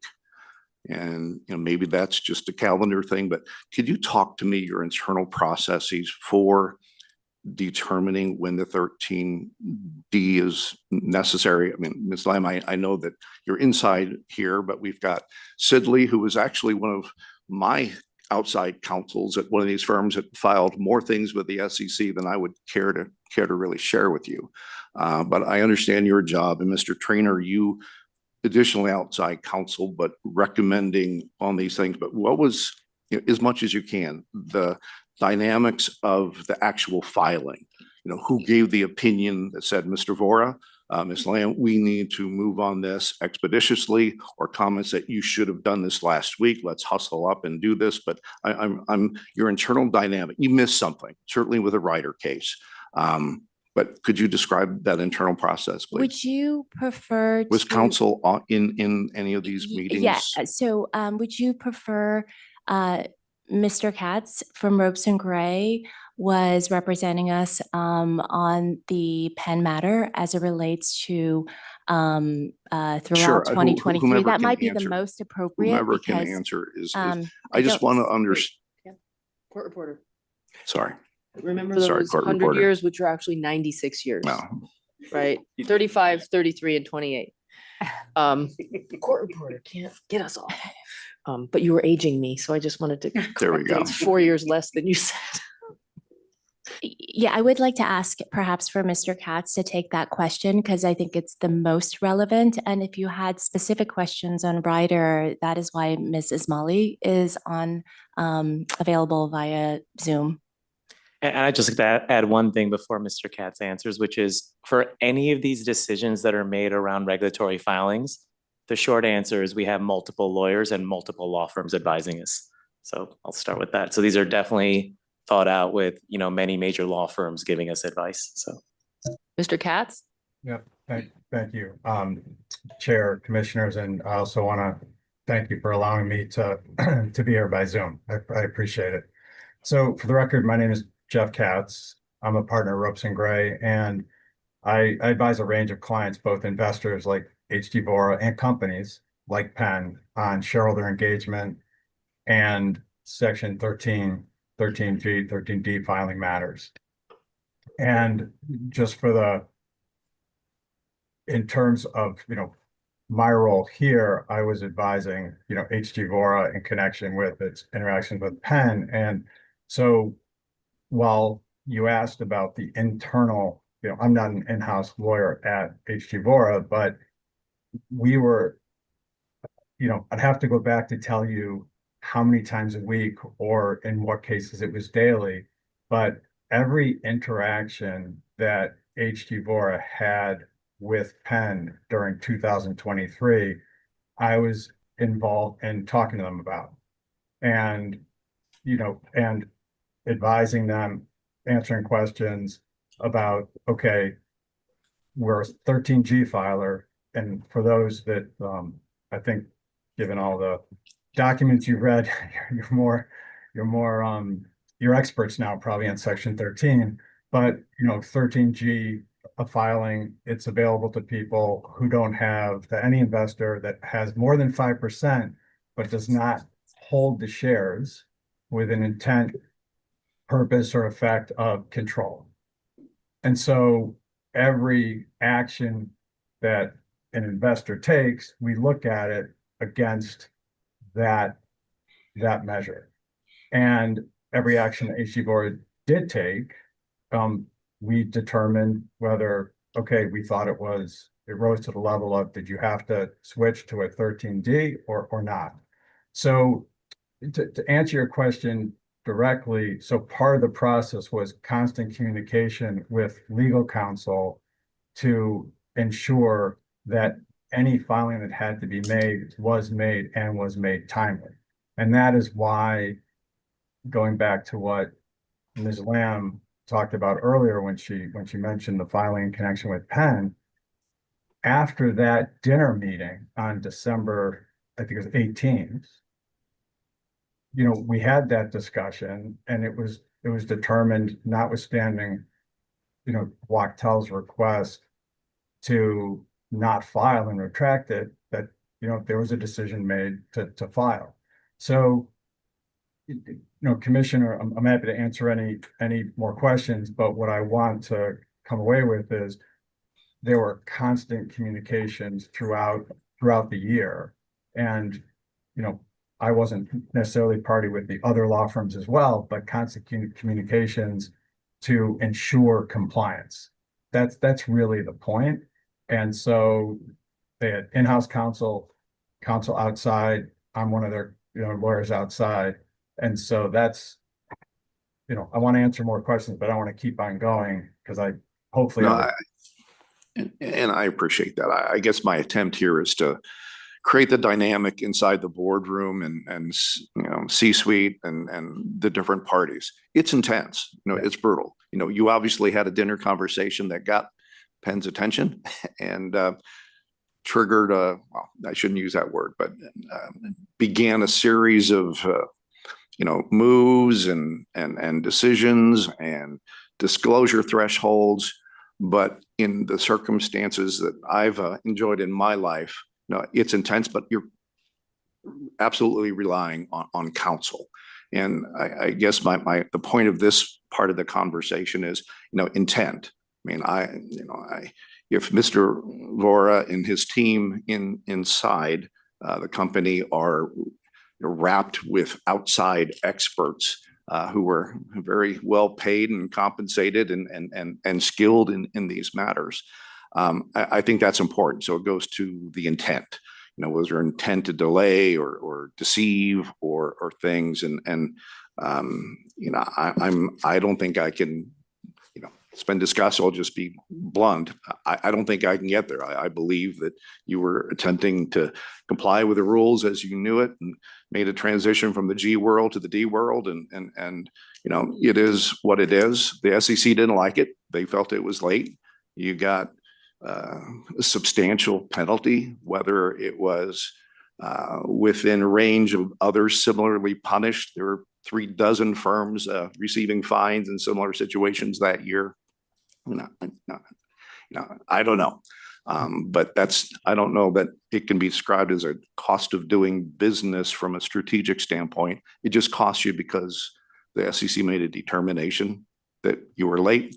The cease and desist, I was reflecting on some of the decisions we've made, in terms of stipulations with some of our licensees, the language of not admitting guilt and, these kind of phrases. And, I think it's common. So I will, I can move on from this now, but I think it was important to get that out and where you were and you pay the penalty. The board members, and what triggers here, Nevada has a law, it's that 10% threshold when you need to have conversations. I actually applaud the fact that you had conversations with Chief Rippey and others, and Chair Dreitzer, I believe, about what you should be doing. The 3 pathways I thought was very important, enlightening, and you chose a more assertive way to do it. With Mr. Light's counsel here. But the board membership, I've been on both sides of this, and where, one was a SPAC where the parties literally determined who would be the independent directors. You're not going to get some stranger off the street. You want people who have qualifications and things like that, but there's a negotiating process. And you want people who you believe will do the right thing in certain circumstances, but who are independent. And, for those who haven't had the great pleasure, but every year, you get a stack of documents the council is requesting, which are supplied to the SEC, but much of that packet is affirming your independence as a director. I mean, under perjury and lots of rules. So, how do you, the process of selecting board members can be elegant and sausagey and, those kind of things. But at the end of the day, there's a requirement that those board members be independent, exactly what they are. The proxy, was there a NomGov committee in operation at Penn, or was it a committee of the whole? There is a nomination and governance committee. So when the paperwork is filed by a shareholder within the shareholder window, which is largely in January of 2025, I think it ended the first week in February, those materials go to the nominating and governance committee for their evaluation. And Penn's own proxy materials state that shareholders can submit the paperwork if you hold at least 1% of voting common stock for at least 12 months. So you submit the paperwork, that full package, which is quite extensive. The NGC reviews it for consideration for potentially its own slate, which is in fact what Penn did. They took 2 of the 3 recommended nominees and put them on their own slate as theirs for election. But the NomGov committee actually Yes. processed that and put it to the full board. Yes, I don't know the full process once the NGC takes the materials, what the interaction is between the NGC and its own board, but that is customary. And For public I know it's the companies. internal aspects of another, of not your company, but who was the chair of the NomGov at the time? Do you know? Was it an independent director? Yeah, as yes. It should be. Yes, it was an independent director. I just don't recall How her large the name. NomGov committee was? The chair of the NomGov committee, I just don't recall her name, but she was independent of Penn. In 25, if that's the right year, when you were engaged in proxy, I won't say battle, but the process, did Glass Lewis or ISS engage in that ballot on behalf of shareholders? ISS recommended voting for H.G. Vora's gold proxy card, which had 3 nominees. Glass Lewis, my recollection, did not, and there was a third proxy. Did they oppose it, or did they just not weigh in? So Glass Lewis had recommended voting on Penn's proxy card, which only listed 2 nominees. The third proxy advisory firm recommended to shareholder, 2 advisory firms, including ISS, recommended voting for H.G. Vora's. Our proxy solicitor's tabulations of the shareholder votes was that the majority of the shareholders had voted on H.G. Vora's gold proxy card, which was all 3 nominees. The confusion to the marketplace was that when there was a reduction in the board size by Penn, and Penn putting 2 of the 3 nominees on its own proxy card, they took the view in filing a definitive proxy statement that it was an uncontested election. Which was part of the market confusion. So there were dueling proxy cards, and the marketplace wasn't sure which to vote. But in direct answer to your question, 2 of the 3 proxy advisory firms recommended to shareholders to use H.G. Vora's card.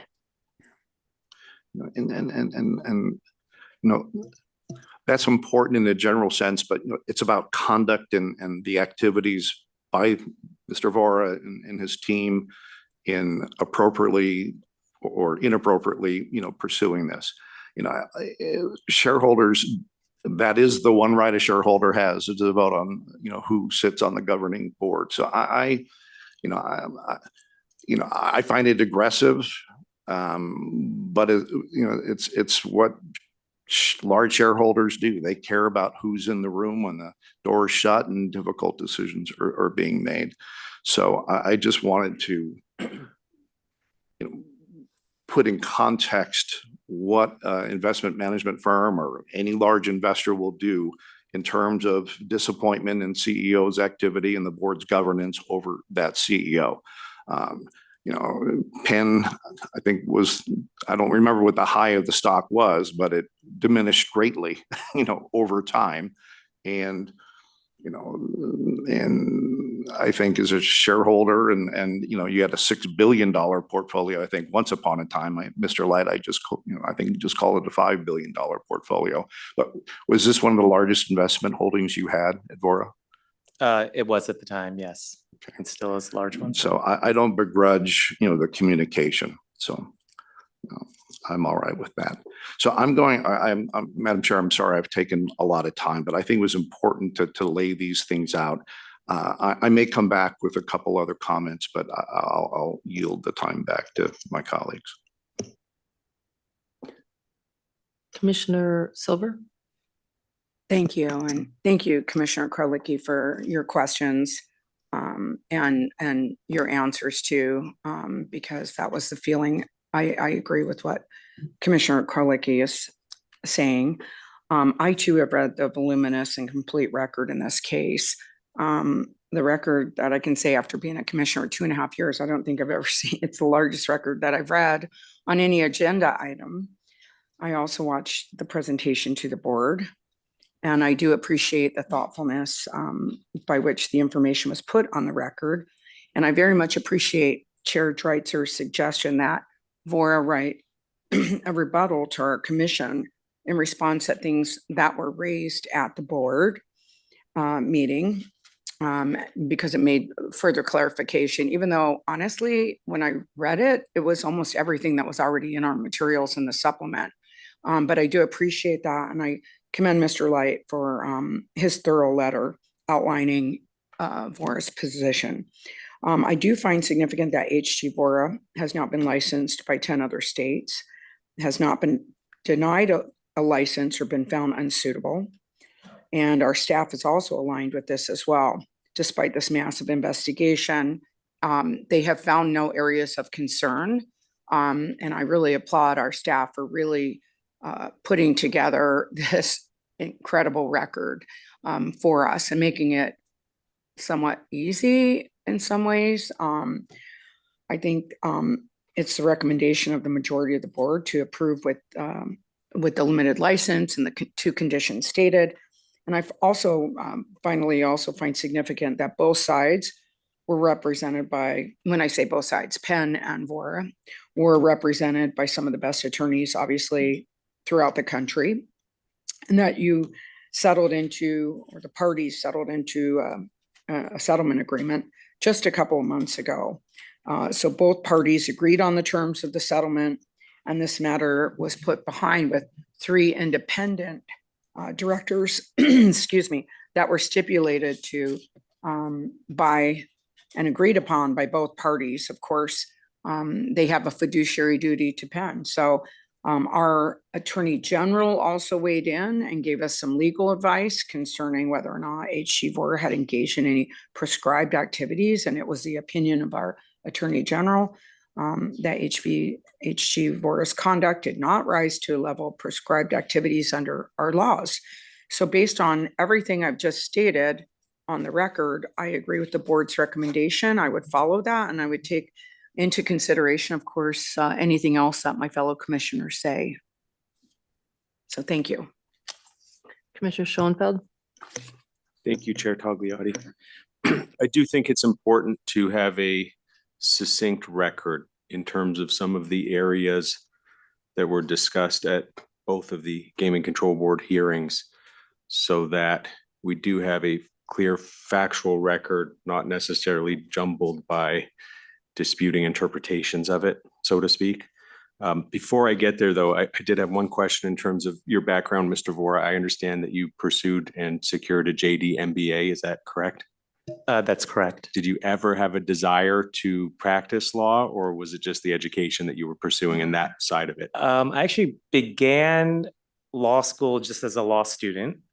I did a summer of litigation at the DOJ.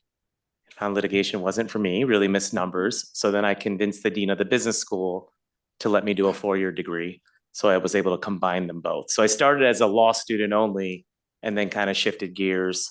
I passed the bar, but I've never practiced law. So, well, it seems like you made the right decision, because your background and your success in your career is impressive. Thank you. So timeline, it's December 28, 2023 that you, when I say you, I'm referring to the HG Vora firm, filed the Schedule 13D with the SEC as a result of having 9.6% of common stock, but the desire to nominate two people to the board at Penn. Is that a fair characterization? It is. Okay.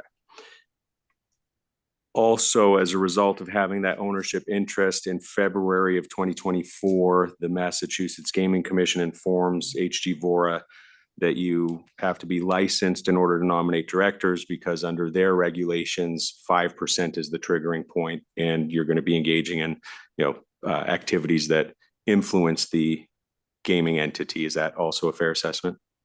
Yes. You then do apply for the licensing with Massachusetts Gaming. Correct. Unlike Nevada, Massachusetts does not give provisional licenses. In other words, it has to do the full investigation and then you are licensed. But until that point, you're not allowed to engage in the activities that would otherwise require a license. Correct. You, if I understand correctly, in October of 2024, as a result of wanting to be able to engage in the activity related to the nomination of two people to the board of Penn, seek an emergency consideration because you're not going to get the full licensing approval in time. To nominate directors in January, correct. Right. There was a hearing on December 16, 2024, where Mass Gaming denied the relief. The one thing I didn't see in our materials is the basis upon which they denied it. They didn't deny your license, but they denied the emergency request. So I'd like some information on that. Sorry. Hello again, everyone. Michael Trainer. I want to make sure I understand your question. You're asked, if I understand you correctly, your question is, what was the basis for the denial of the emergency request? Yes. Understood. Okay. So my recollection, I don't have the paperwork in front of me, and I'm happy to supplement the record for everyone's edification afterwards, was because the staff in Massachusetts had determined that they could not get us through our client, I should say, through the full investigation in time for our client to take what they viewed as a triggering mechanism that would require us to have to have a full license. The emergency request was denied. So it was more of a timing issue. And yes, you're absolutely correct. And I'll repeat, there was not a denial of the license.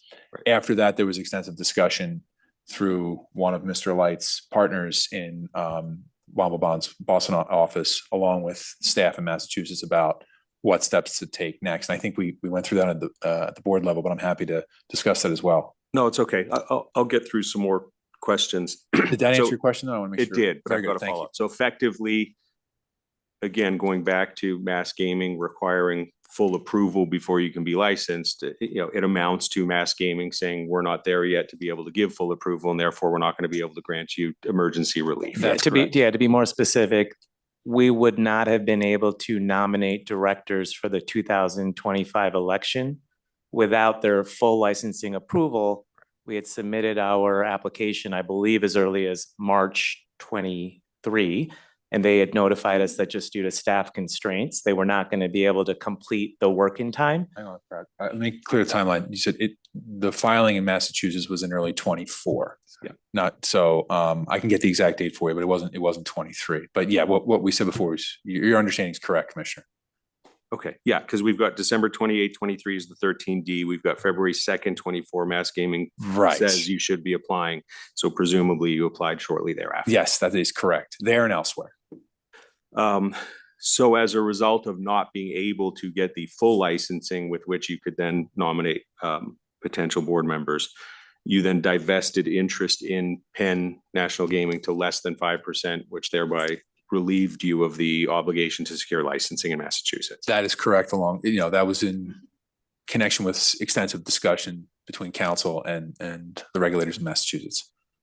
I also understand that, unlike Nevada, in Massachusetts, if you don't have the necessity of seeking licensure, they will not consider it or grant you a license. That is correct. And if I could clarify one point for the record, so where our client stood prior to Mr. Vora's meeting with Mr. Snowden and Mr. Kerber in December 2023 in Massachusetts was factually different than where it stood in Nevada. Obviously, below 10% in Nevada didn't trigger any sort of filing. Client wasn't on an institutional investor waiver. In Massachusetts, they were on an institutional investor waiver because they were over 5% at that time.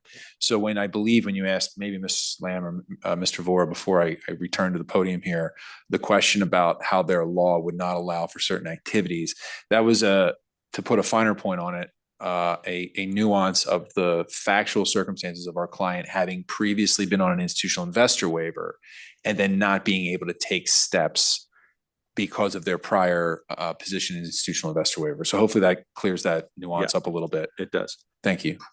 Okay, so then you withdraw the application before Mass Gaming. That is correct. With their approval. Yes. Right. As of this day, you were not disciplined whatsoever by Massachusetts Gaming related to any of the procedural history, transactional history we just described. That is correct. No fines, no enforcement complaint, nothing of that sort. Okay, so turning to the lawsuit that was filed in the United States District Court for the Eastern District of Pennsylvania. That lawsuit was filed, and it's been touched upon today for two reasons, or two pursuits. One was that Penn National Gaming, when you were in the process of trying to nominate people to the board, reduced the number of positions available for nomination. True? That is correct, yes. And so in part, the lawsuit was presumably to, I don't know if it was injunctive relief, but it was to, prevent them from engaging in the reduction that you felt or HG Vora felt to be impermissible under their own bylaws or corporate governance. Under Pennsylvania law, correct. Pennsylvania law, okay. Yes. And then the second part of it, which I'm not as interested in, is the assertion that Penn National Gaming made misrepresentations or omissions in their United States Securities Exchange Commission filings. That's Recall, correct. yeah, correct what was in the amended complaint that was subsequently filed after the initiation of the action. Right, and the amended complaint was August 18th, 2025. Yes. That lawsuit is what was resolved in February of this year with a cooperation agreement that's been referenced to and provided to the board, correct? Yes, that is correct. And in that cooperation agreement, at least for that period of time, which is roughly 18 months or so, HG Vora has agreed not to increase its position in Penn National Gaming. I'll let Mandy I'll defer to Mandy, excuse me. The language in the cooperation agreement effectively does not permit HG Vora to own 5% or more in Penn voting common stock. So there's a cap on ownership of voting common. And obviously, you're still pursuing the licensing here, notwithstanding that you are not going to own more than 5% of the common stock for a period of, 5% under the cooperation agreement for a period of roughly 18 months from today, or from February, actually. Yeah, that's correct. And I guess the reasoning, and I don't want to put words in your mouth, but you've gone through this process, you might as well avail yourself to the ability to still get licensed in Nevada, unlike Massachusetts. Yeah, I feel like we're 3 years into this at the final strokes and obviously want to preserve optionality. And I would also say I've been an advisor and an investor to the sector for over 25 years. Penn is one investment, obviously one that did not go quite as planned. But my hope is that by going through this process, HG Vora will become a familiar entity to Nevada and maybe, be welcome in the future as we explore other things over the next several decades, because I'm very excited to invest capital, in the state. I do want to now shift. Like I said, I wanted to go through some of the areas that have potentially raised concern among the board members or others in these proceedings. So I do want to shift to the rider issue. The allegation as to the rider issue is that HG Vora filed 13D on May 13th when it should have been filed on May 6th. Is that? Sorry, let me hit the button. Sorry, everyone. I'll defer to Mrs. Molly, who's on the the Zoom, if that's okay. Sure. Yeah, hello. Thank you, Chair, Commissioners, and Madam Secretary for allowing me to appear remotely and provide background, but that's correct. The SEC's position, as reflected in the settlement, is that the 13D should have been filed 7 days earlier than it was, and that the triggering date was 7 days earlier than HG Vora had believed it was at the time. And I think that leads to something that Commissioner Krolicki asked.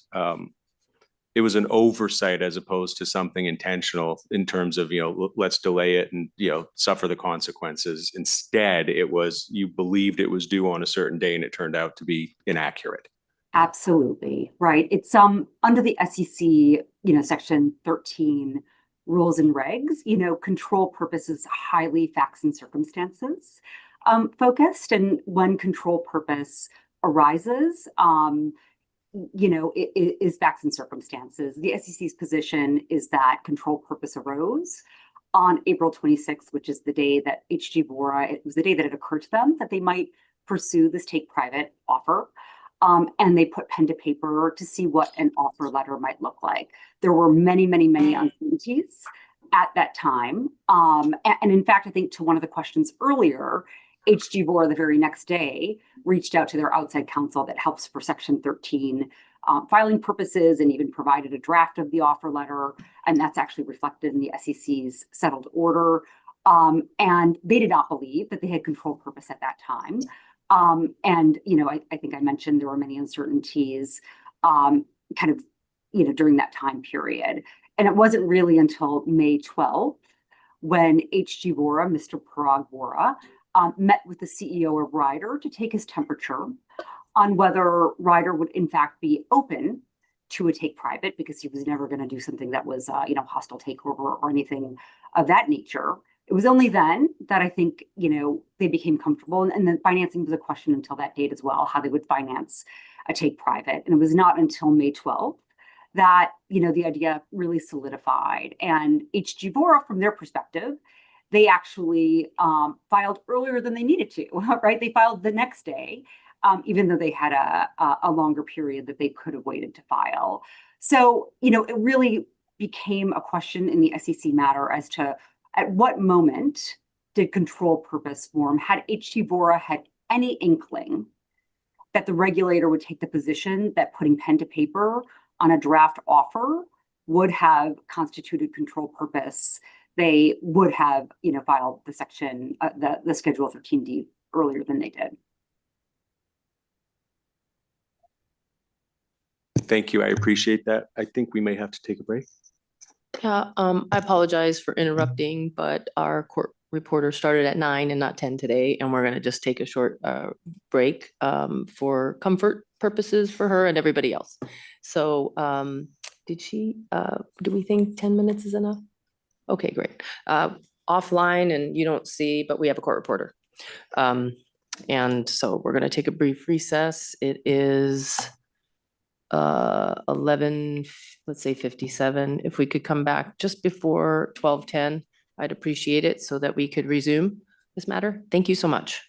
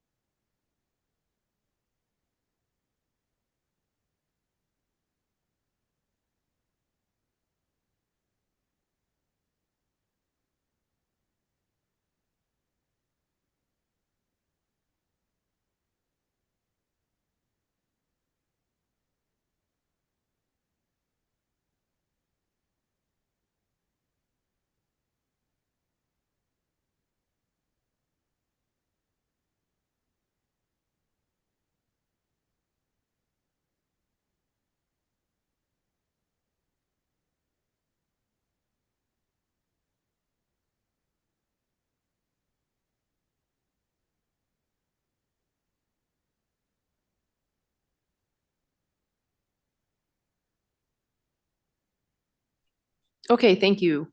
We're back on the record. And at this time, I would ask Commissioner Schoenfeld to resume. Thank you. Thank you. Going back to the SEC matter, it's my understanding that the SEC did not actually file a formal complaint, but instead reached out to representatives of HG Vora expressing their intent or the potential that they would file a complaint, and then ultimately the negotiated disposition was entered into? Or did they actually file a complaint? No, they did not file a complaint. Yeah, no, this resulted in a, settled resolution without any complaint filing, without litigation. Oftentimes the staff, when they come to the end of their investigation, they reach out and share their view, of what should have occurred and their view of what happened, and provide an opportunity to resolve the matter. And from my recollection, that is precisely what happened here. And HG Vora made the determination, right, to resolve the matter and to put it behind them. Okay, and then the resolution is agreed upon $950,000 fine? That is correct. No admissions? No admissions of wrongdoing, liability. The SEC did not require that. So this can be put in perspective because obviously $950,000 is a large sum of money. What was the approximate total investment that HG Vora had in Ryder at that time? I am looking. Probably 7 or 8 million shares at $80, probably over $500 million. Right. So in, percentage wise, a small percentage of the overall investment to be able to put that behind you. That's right. I do want to note that after your initial appearance in front of the Nevada Gaming Control Board in April of 2026, that board staff conducted additional extensive investigation. And I do want to comment upon how thorough that investigation was. I'm very impressed with it. They interviewed board members from Penn National. They interviewed people from the Colorado Investigations Enforcement and Licensing Division, Pennsylvania Gaming Control Board, very, very thorough. And I did find that additional information to be extremely helpful in navigating through this process and, determining what parts of this I wanted to ask questions about. Very, very helpful.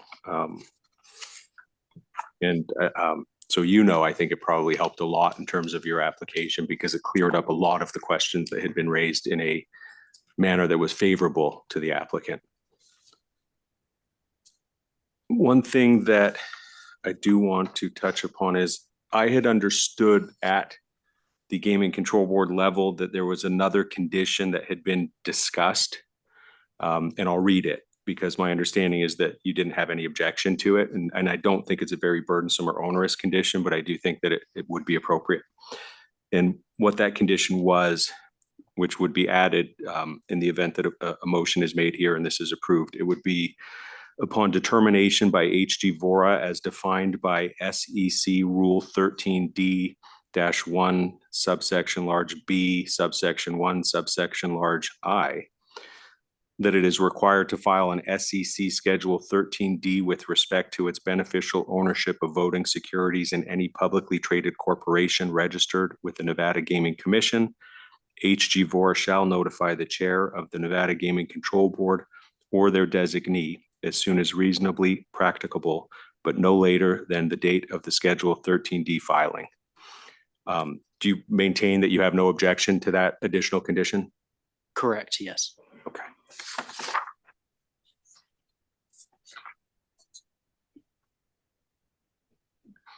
All right, lastly, I do want to note that I am quite impressed with the quality and caliber of counsel that you have both in-house and outside counsel. And I think that they've done a great job for you in pursuing this application. And I have nothing further. Thank you. I don't have much to say. I would say that, Commissioner Krolicki asked you at one point what internal processes you have. And, when you're looking at these issues and deciding how to move forward, what to do or to not do at a particular time. and you can correct me if I'm wrong, but the gist of what I heard was, we surround ourselves with lawyers and we're getting legal advice on these issues, outside and obviously inside. I guess what I would say is, a client can follow advice or not follow advice, right? And that's all going to be privileged. So when it comes to the board and the commission, I'm sure that the sense after, I don't mean to speak for you, but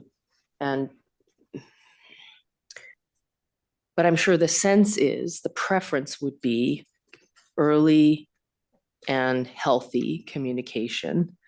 There's a couple places in our materials which are mind-bogglingly significant, as far as the details that my colleagues have commented on, that I think makes everybody comfortable here today. But there's at least two places where the question was asked, different points in our materials where you responded specifically. If you had to do it again, would you have let the board know? And the answer was no, twice. And I'm thinking to myself, maybe after this, knowing that we keep things confidential, that are, we're very respectful and mindful in not just the sharing of information with the board, but even in these open meetings, right? Like we get provided materials where the parties request it be kept confidential, and it's by Nevada law, we don't have to. We are allowed to say and shout from the rooftops if we so choose, but we understand what a chilling effect that would have on people in your position.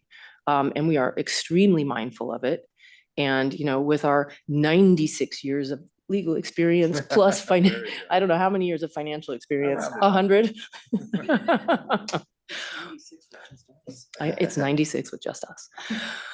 And so I guess my point of just saying this is I understand your interests and your concerns, but I would just encourage you, and hopefully, you take these comments and you understand that we are mindful of the importance of confidential information, but we also encourage healthy relationships and an open pathway of information. These, I guess I don't know how else to say. There's this kind of default setting. We want people here. We want to license people. We want you to be successful. That is the default setting. That's where we're starting. So that's why, I'm just making these comments for no other reason than to just kind of sum up my kind of takeaway feelings from all of this. But I intend to, it sounds like, be consistent with my colleagues if and when the time comes that we have a motion. I do believe I have at least one commissioner with additional comments and then or questions. So I'll defer to you at this time. Thank you, Madam Chair. Just general comments, not really questions, but just trying to put a big bow on this and lessons learned and how we go forward. Commissioner Schoenfeld has already said, I think staff was magnificent in the last month or so with this. The information I've received was clear. It was important. The due diligence and under the direction of Chair Dreitzer and the board, to go out and speak to the other regulators around the country, to all the board members, to Boyd, it was comprehensive. So if there was any gray or uncertainty or facts in competition, I think that really laid it to rest. So my congratulations and appreciation to the folks who made that all happen. And this is kind of a segue, and Madam Chair, what you were just talking about and the dialogue. We all, I do too, talk about Nevada being a gold standard for regulation. And it's real. I have a chance to be in lots of jurisdictions, around the world. And when you say you're from Nevada, it means something. It gets their attention. And that's because for 70 years, people who sat in these chairs or other chairs before us did a marvelous job, and they earned it every day. And that's why we reached that standard. But it's something we need to earn every day. It's something that we can't rest on laurels of past success, but it's the leadership, on issues like the prediction markets that we're doing, if I can say that word out loud. If it's the dialogue with staff, not part of the public record, not this, but that dialogue that the chair was talking about. You've got an incredibly competent, caring, wanting you to succeed, but we got to do it right in the right way. But let's be practical and be fair and all of those things. So that dialogue, it may not be written out in statute, but I do encourage not just you, but all licensees in front of us to really pursue that, because it's there and it's valuable. And that's how you maintain that gold standard. We've done a lot of history here, but going forward, you have a cooperative agreement, you have a non-disparagement agreement. I have no idea what the current temperature is with, you all with Penn, but you both want Penn to thrive and succeed. You've got, your positions. So I hope just going forward, that the relationship and the folks who work for Penn, the customers of Penn, the shareholders of Penn can really celebrate, successes in the future. And so that's my little bow on the conversation. But again, I appreciate you being here. And, I'm still not going to ask you how you felt your experience was with the Nevada regulators, but I appreciate all of you for what you've, the rigors that you've been put through fairly. But we're here where we need to be, and I appreciate it. Anybody else? You know what? I didn't finish my thought when it comes to the attorney's legal advice. I think it goes without saying that no matter what the advice is, it's from a regulatory standpoint, it's not going to matter, right? Because if it doesn't comport with whatever we as regulators believe the law requires or our regs require, that's going to control, and that's kind of a no-brainer. But that's more for public record than you. I think you're all far more sophisticated, such that I need to actually say that out loud. So it's really for the record.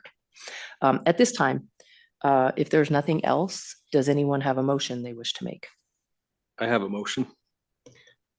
As to non-restricted agenda item number 9, I move to approve a limited and conditional finding of suitability to expire at midnight of April 2029. Sorry, that should be June. June of 2029, as recommended at the Nevada Gaming Commission meeting, with the conditions read into the record by Madam Secretary Rupert and recommended by the Nevada Gaming Control Board, with the additional condition that I had previously read into the record. Do I have to read it again?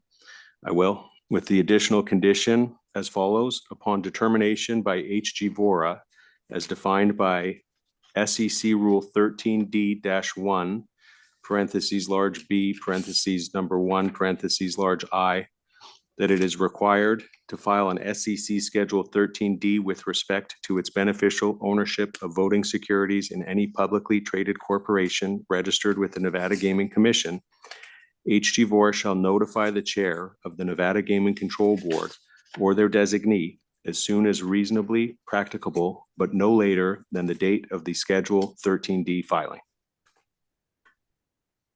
Thank you. Any discussion on the motion? There being none, all in favor, say aye. Aye.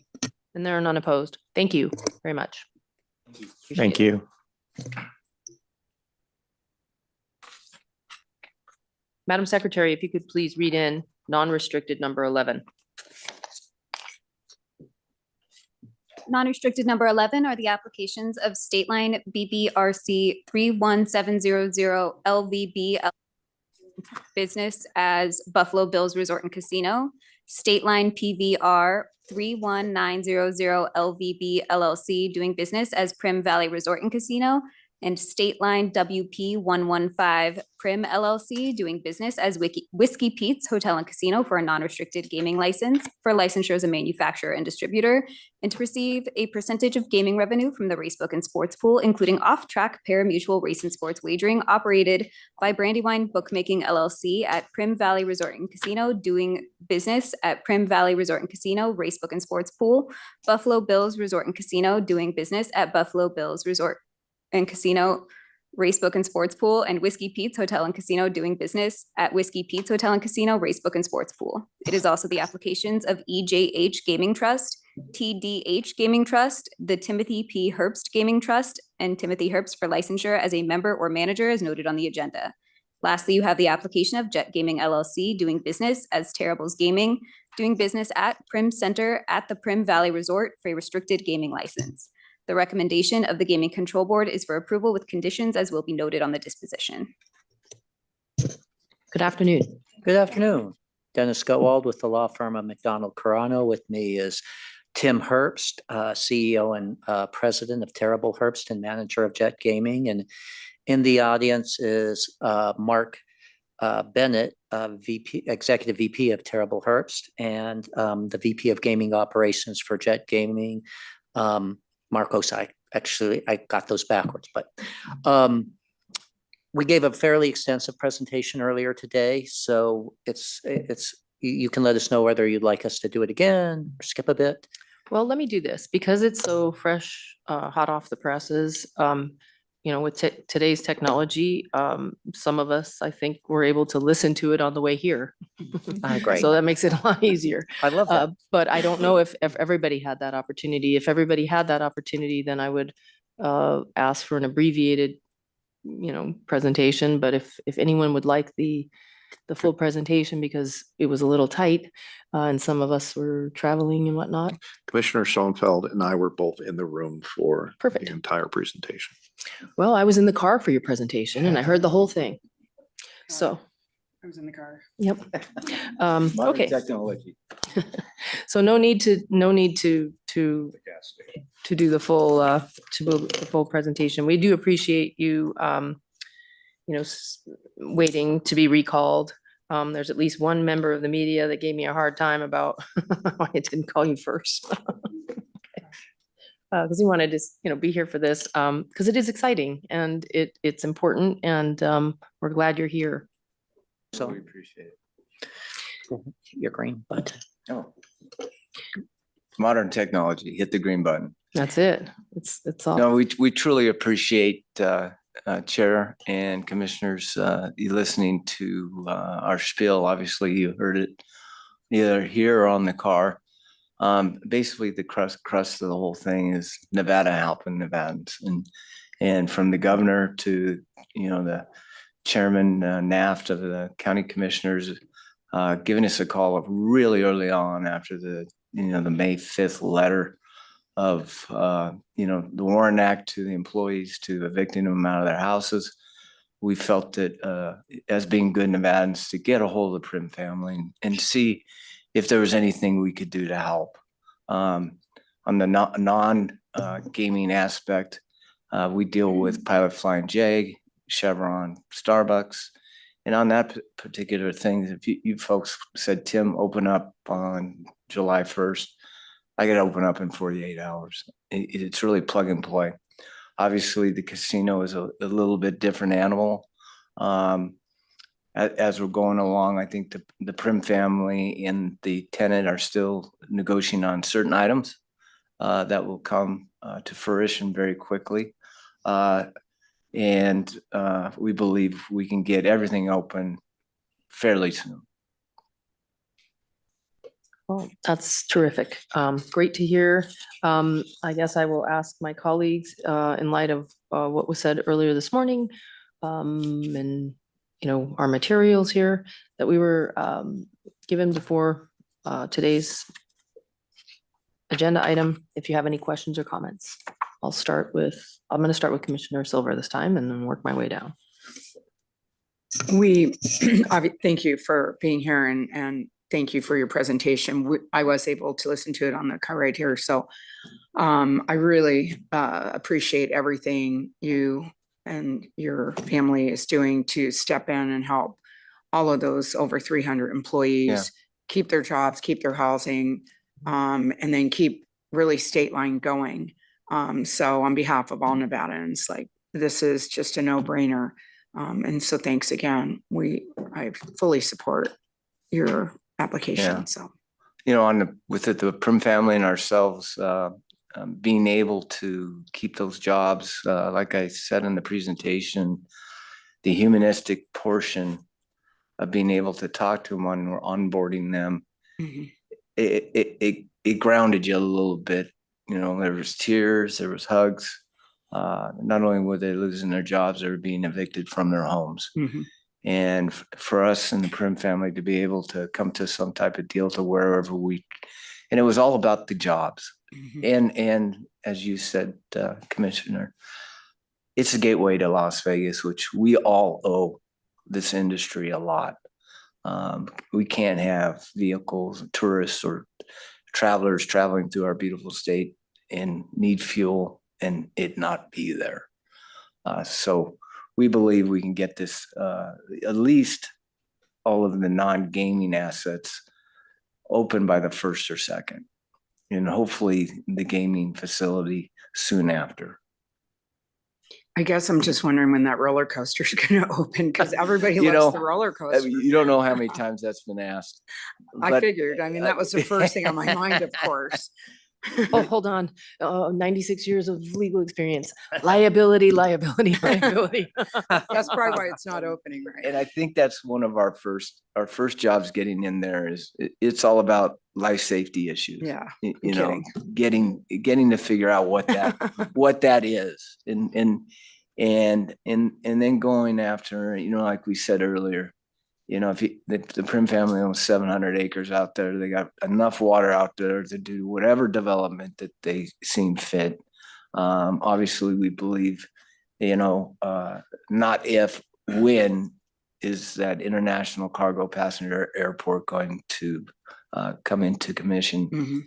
And, you know, you look at the 20 million vehicles that go by there a day and you put a factor of 3 people in a car, that's 60 million people. And, you know, I believe, you know, really the last big CapEx project in Gene was with the Prim family when they built Buffalo Bills. So, you know, I believe that the next chapter for the Prim family is going to be exciting. Thank you again. Commissioner Schoenfeld? Thank you. In terms of the 300 onboarded employees that have already taken place, were all of them pre-existing employees at the property or some of them new to that area? Pre-existing. Okay, that's great. Are there pre-existing employees that have sought employment there and not been able to achieve it, or basically everyone who wants to stay has been given that opportunity? Yeah, everybody that wants to stay has given the opportunity, but you know, when an employee, hardworking Nevadans, read in the newspaper that, you know, they've got the Warren Act and they're going to be immediately evicted, we believe we lost a good portion, not a good portion, I would say 20% that have left for obviously reasons. You know, they got to feed their families. They got to put a household ahead and they got to do what's right for them. But hopefully, you know, it's our job to keep these retaining employees, give them meaningful jobs. Like I said earlier, Terrible's employees, about 3,500 employees as of today. And we've got a lot of movement. We've got a lot of different aspects of lateral movement, either food and beverage, gaming, you know, marketing, accounting. We obviously operate in 5 states. So if their family happens to be moving, there could be a job available for them. And, you know, early in days, we were basically a stepping stone for, you know, a casino job with benefits and stuff like that. But we consider ourselves now a career. And we hopefully they look at it as a career with Terribles and stay a long time. And I also was pleased to hear that you're thinking more broadly in terms of this unique property and potentially some capital expenditure to have it evolve to the, next stage. Because there's definitely a lot of opportunity that is probably untapped and maybe not even thought of yet at this point. You're absolutely correct. We talked about, the total number of vehicles that come by state line. And you put whatever, like we said, ever factor how many people are in their cars. That airport, like I said, it's coming. It's just a matter of when. The water supply that they have out there will supply any development that they deem necessary. And the structure of our arrangement is, let's let the water settle.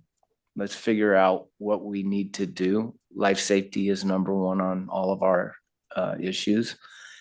And then have some time for the Prim family and ourselves, help them figure out what's next. What could it be? 700 acres out there, there's a lot of opportunity. And what that is, I don't think anybody can answer. It could be a combination of casinos and tilt-ups and data centers and housing, something to support the airport. Obviously the Brightline train, we can all say if that's coming or not coming, but I did talk to a contractor that is actually working out there, called me regarding some rights to be able to get out he has the rights to get out into the federal highway, but the Prims have water lines and sewer lines running underneath the interstate there, and they needed approval to touch them. So they're working out there and for that project, and that train has the ability to stop. And if there's an airport there, that train will be stopping somewhere in that vicinity, I would believe. When's that happening? Who knows? But there's just a lot of opportunity. I think that the Prim family, like I said earlier, I think the best is to come for them. Well, I'm glad that 300 Nevadans are going to be able to get back to work, and I thank you for giving them that opportunity. Well, we thank you guys very much. We thank the board and staff and taking this on, and as I said earlier, it's Nevadans for Nevadans and keeping Nevadan jobs. Thank you. Mr. Herbst, pleasure to see you today, meet you today, and especially for the circumstances and what you're all doing, Mr. Gutwald.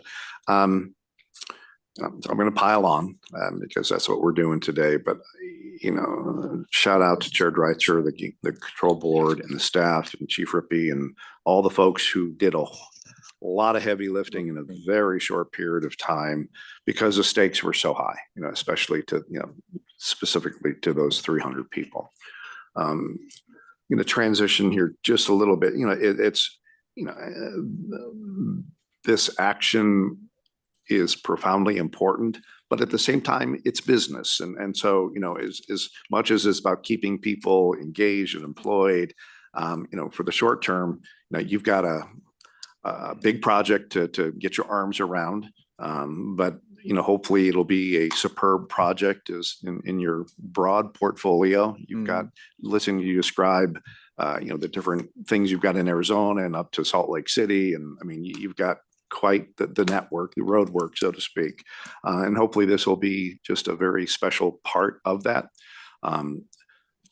I've talked in previous jobs that I've had, and I wear lots of hats, but economic development for Nevada was one of them. We've been speaking about Ivanpah Airport for a long time. I don't know if that's still the current term that we're using, but the economic development capability out there is profound. And it's only going to get closer. May not be, this might be in your long-term plans. It's not, nothing happens quickly. It takes a long time for this country to build a new international airport, if that's what it is, or a cargo airport. But, but the vision is there. So you're in the right neighborhood, and those 700 acres aren't going to become less important as the day goes on. We are the Gaming Commission, so we do need to speak about gaming a little bit. Mr. Bennett is back here. So you've got the A team you know, being on site for this transition period. I mean, I know fuel is your main business, but, you know, this is a part of it. So, Mr. Bennett, you know, very comfortable with, you know, your capable hands being, you know, on this project and the people and watching the day to day. I'm sure you can't wait to know who that new key employee and management team's going to be, but I know we will see that soon. You know, I think the conversation about, you know, how can the Gaming Control Board help you help this go forward and be just another wonderful addition to the gaming fabric of Southern Nevada and gateway to Southern Nevada. I mean, you're right. That first impression is huge, and it needs to be bright and happy and successful. And I have no doubts that you will be able to do this. And I'm sure the Prim family is especially proud and eager that, you know, this transition is happening the way it is. But the conditions that I heard this morning, you know, we're going to have to do a whole lot of heavy lifting and further review. But with you and council and Mr. Bennett's of the world and the team that you have, as you said this morning, you've got somebody for everything that you can possibly imagine coming to this project. It's exciting. It's important. And, you know, it is business, it's gaming license, but the humanity, it's, you know, for a state that, you know, lots of people are engaged and employed, but for those 300 people, you know, we don't make decisions on good business or keeping jobs necessarily, but, you know, it's just, you know, we got to give you the platform to be able to do that and to help these people, help our tourists and visitors. And I think you put it all together. And I'm very proud to be in Nevadan today and in a position to help you move this project along. Congratulations. Appreciate that. Thank you.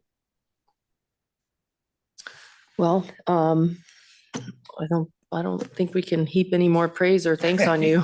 I mean, it's like, so I think now would be the time to entertain a motion.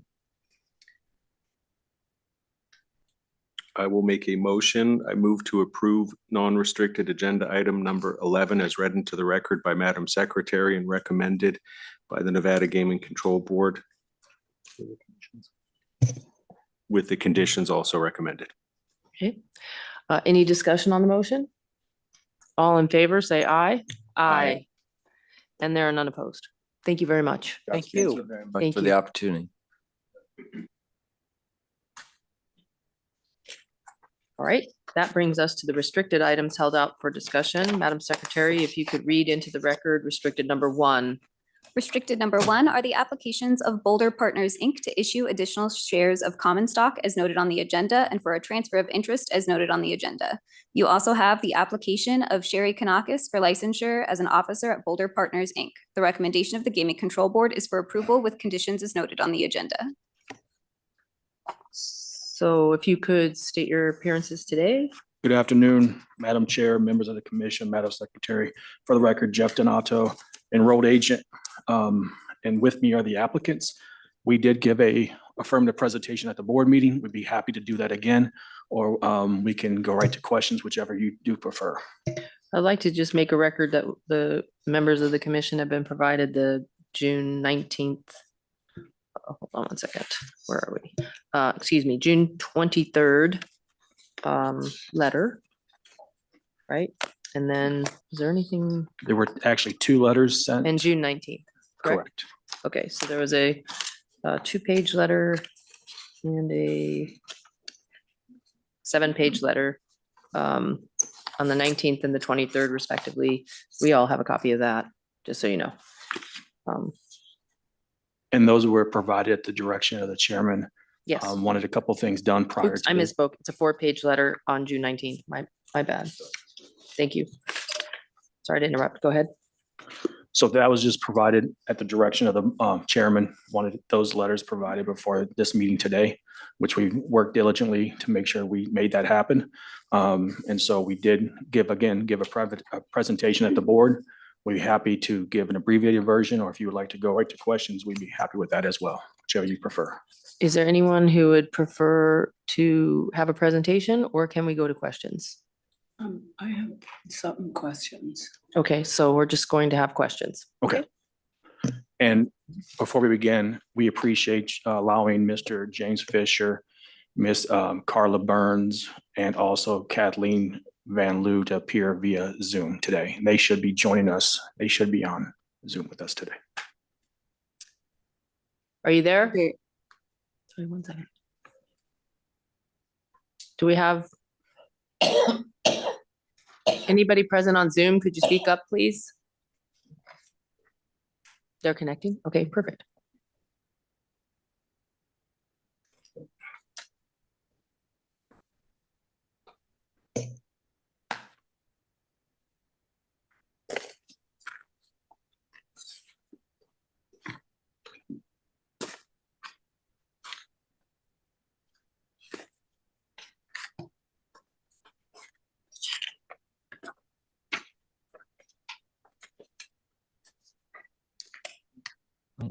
Okay, anyone present on Zoom, I need you to speak up and turn your camera on, please. I'm Kathy Van Loo and I'm present. Else? I'm sorry. Anybody else? Are we still waiting for, Carla Burns, and there was one other individual. but I mean, are they showing, I'm asking if they're showing if they're logging on or connecting.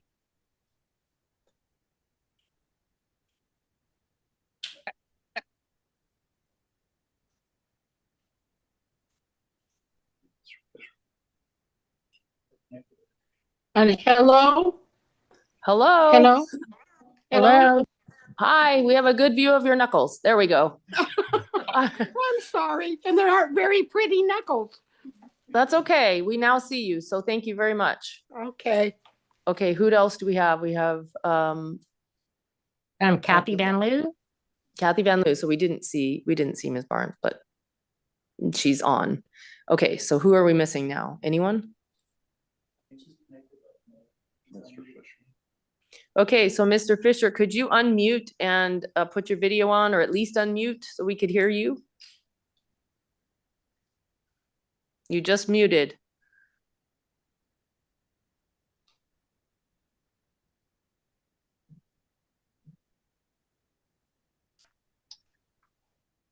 Oh.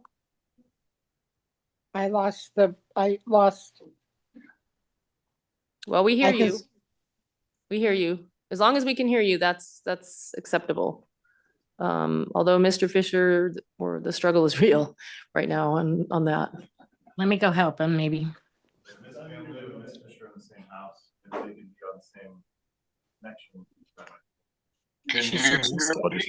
Oh, there he is. He's talking. Oh, there he is.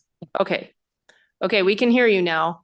Can you all, so it looks like we have all three of them, yeah? We're 3, 4, 3. Okay, we have all three of them. Okay, so I don't know what part you may have missed, but we're going to, your registered agent told us, introduced this item. And we indicated we are not asking for an affirmative presentation. We have his letters that he sent at the request of the board, and we're going to go right to questions. So if any commissioner has a question for any of you, they will direct those to you by name, or they will ask Mr. Donato who should answer the question, I guess, if we're not sure. So I will start with Commissioner Silver. Thank you. Thank you all for being here. I had a question. Well, let me ask too, and maybe I should ask Tracy, right? And Nicholas. Obviously, Kathy is your sister, Tracy, right? And your mother, correct? Correct. Okay. And how old are you, sir? 39. Okay. Got to put on there you go. Can you say it again? 39. Okay, thank you. You look younger than that, by the way. But in any event, my question then is for Kathleen Van Loo. In August 17th of 2021, you purchased common stock in Boulder Partners. Where was the source of that money, thousands of dollars that you were able to put into? Where did you get that money? My grandfather on my mom's side, He left me, when he passed away, $50,000. Okay. I was curious because of your situation with so much that we already received in investigative materials, how you could have ever afforded the, shares, so to speak. So you used your inheritance to buy the shares. Is that Yes, right? I understand. yes, I was blessed. Yes, thank you. I see. And because you are so close, obviously it's your son and your sister working there. How are we really to know or to ensure, I guess, with our agents that, and maybe this is for Mr. Donato, that she really is not, like you're telling the, so look, she's out, we've got a new guy in. But how is it that we don't know winky, winky, winky, she's really data inputting and you're taking it, like you said at the presentation? Because I have great concerns based on a very long history of her issues. Yes, so I think it was made very clear at the board meeting that she is to have no involvement, direct or indirect whatsoever. And they understand that their licenses could be jeopardized if, in fact, it is found out that she is involved with this. They are aware of what they have on the state, on the line here, and they're not going to jeopardize that gaming license in an event to have her partake in the business. Everything has been put in place, procedures to ensure she is no longer involved in this business, and they take it very seriously. And again, they're going to protect the gaming license at all costs and making sure they don't jeopardize that. Because it just was like, when I read this, I think, my goodness, of the history, how, no offense, can she be a bookkeeper of all things? I mean, that's just like giving candy to a baby. Like how, I mean, that would be like, I don't get it, except for family enabling her to do this job. So it does concern me, this is not like a corporation where you have other people, they don't know each other, maybe they're friends, and they really don't want to jeopardize their license. Family members do a lot of things to cover things up for other family members. And you can certainly see here, she had a long history of issues. And, her obviously she's left money by her grandfather. We've got her dad online as well. How do we know, truly that she's not going to be involved? So I'm just a little concerned still over that. Yeah, I understand the concern, and maybe we can have Tracy Fisher provide some information as to what's been done to ensure that Kathleen's no longer involved, and to provide the information on what's changed since the board, since that board meeting. Thank you. Hi, my name is Tracy Fisher, and I oversee the office. I've been there approximately 25 years, part-time at the beginning, full-time the last 20 years. Kathy came in, I believe, around 7-8 years ago, very much in a minimal position, trying to get her back on her feet as she continued a long history of having issues. Data entry, simple types of things that are, most people can do in that sense. She was committed to changing her life, going through counseling, doing some other things that are still appropriate with doctors' approvals, things of that sort. Her and I have had an on-off relationship, I would say, as well. I'm very committed to the office and to what I would say my father has grown for the family. The Fisher family has had ups and downs. Jim, as I call him in the business part of it, has also done a lot of farming. I'm an outdoor person in that sense, and we have worked hard to get to where we're at. I am also one who oversees and works with Kathy to become a better person. I would say, I think she respects my points of view. I'm not one that, I'm a very black and white person. So if you're going to do something, I'm going to call you on it. I do not believe in the lying aspects. I've dealt with that, as you saw in my applications, as my daughter also has some of these same types of traits. We have an uncle with the same types of traits, so I think that some of this is run in the family. I have struggled to continue to put myself in that position, I guess you can say, and be able to assert what needs to be done. I am not afraid of firing her. She knows that. If things go awry, then she will no longer be there. We're giving her the chance to do what is right. We've locked the doors. We've asked for no communication. I have given her some time off to put some thought into what she really wants to do. We have my mother, who is also elderly, of course, but with dementia. She's good at doing those kind of things. I think as time goes on, she will be pulled a little further out of the office to assist in those areas as well. So even at the bookkeeping that you're discussing is minimal. It's what she can do within her own abilities. I oversee, do the financials and oversee, well, sign checks, make sure what she's doing is correct. We send cash sheets to Mr. Fisher. Those are reviewed as well. And she does have the ability to get into other bank accounts, not Boulder, nor is she to discuss anything that has to do with Boulder. So with that said, I don't know any more that I could specifically do, but I think if you were to ask her, she knows that my commitment is with the family, with what we're trying to do, and that I do have the ability to fire her.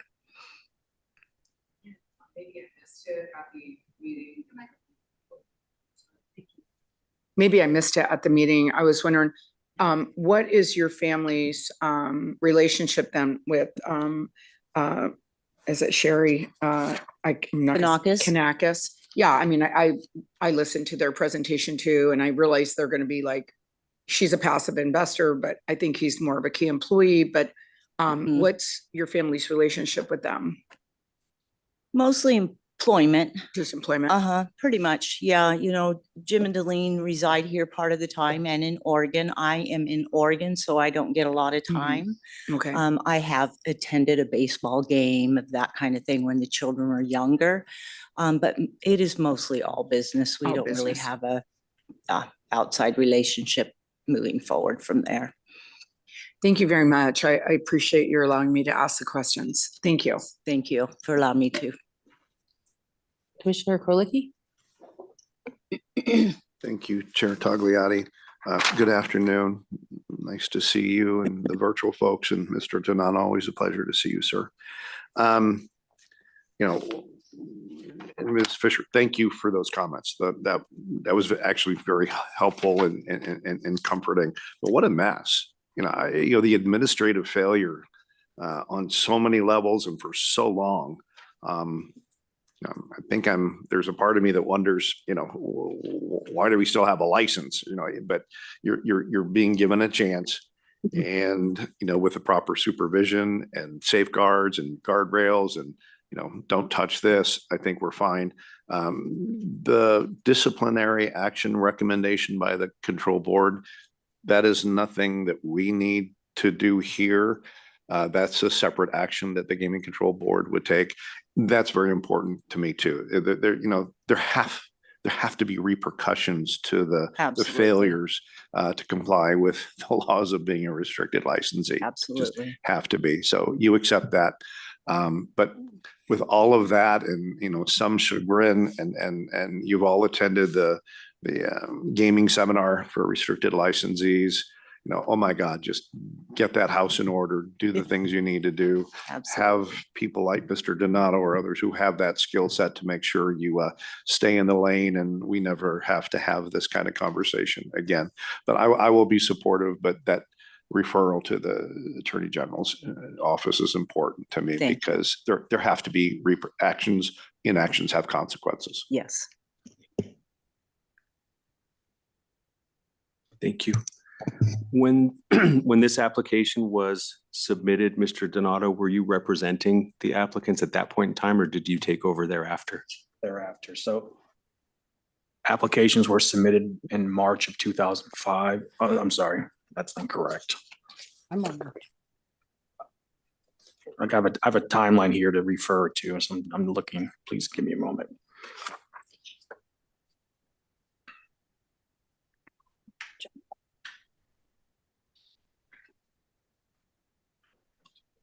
Yeah, it was 2021, I believe it was. And Argentum was engaged in 2023. So Here's what I'm getting at. Ms. Van Loo's background when reviewing it, I mean, at first blush, it's apparent that she's going to have difficulty, if even a shot at getting licensed. Was ever contemplated to withdraw that application before it got this far? I did not see that application. It was prepared by the company and submitted by the company. I was not made aware of that until I had the meeting with staff. And it was determined at that time that the path forward was to withdraw the application. So I did not have the opportunity to review what was in that application prior to us taking on the engagement. And then my next question is, I understand that Ms. Van Loo's been working at the company for 7 or 8 years approximately. Mhm. During that time frame, did you observe anything that gave you cause? Because the background predates that by probably an additional 7 or so years. Maybe I had an incident where I had smelled alcohol on her and sent her home, and we had disciplined her. Being a family, probably not like we would and should have as an employee, I would say. And that has ceased. And so at this point, and again, she has reached out for help and medical help to keep her as straight as possible. I think some of the disabilities come from the history that she has. So it's a tough road for her, absolutely. But it's her that needs to do the work. And if she does not do the work, then she does not work in the office. she does have access to resources in terms of counseling, She does. therapy, family, Absolutely. a support system in place. Support system, yes. She resides at my parents' home at the same time. Yes. Okay, because I have significant concerns that Commissioner Silver raised, but I am satisfied that with board oversight and keeping a short leash, so to speak, that this could be manageable. Thank you. Thank you. Does anybody else have any questions or comments in light of the questions? I mean, one of the commissioners said, "Oh my God."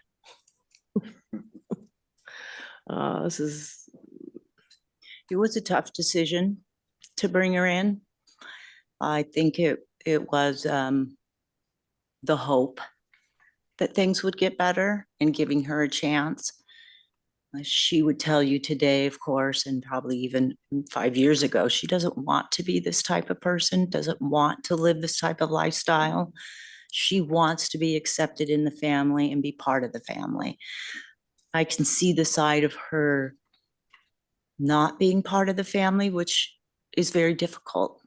I think she now realizes my position as well, that she can't take advantage of that either. I've got to wear 2 hats. I'm also run the office, at the same time have a sister and a family that needs to be separated when issues come up. Well, I'm just going to echo Commissioner Krolicki's comments and I'm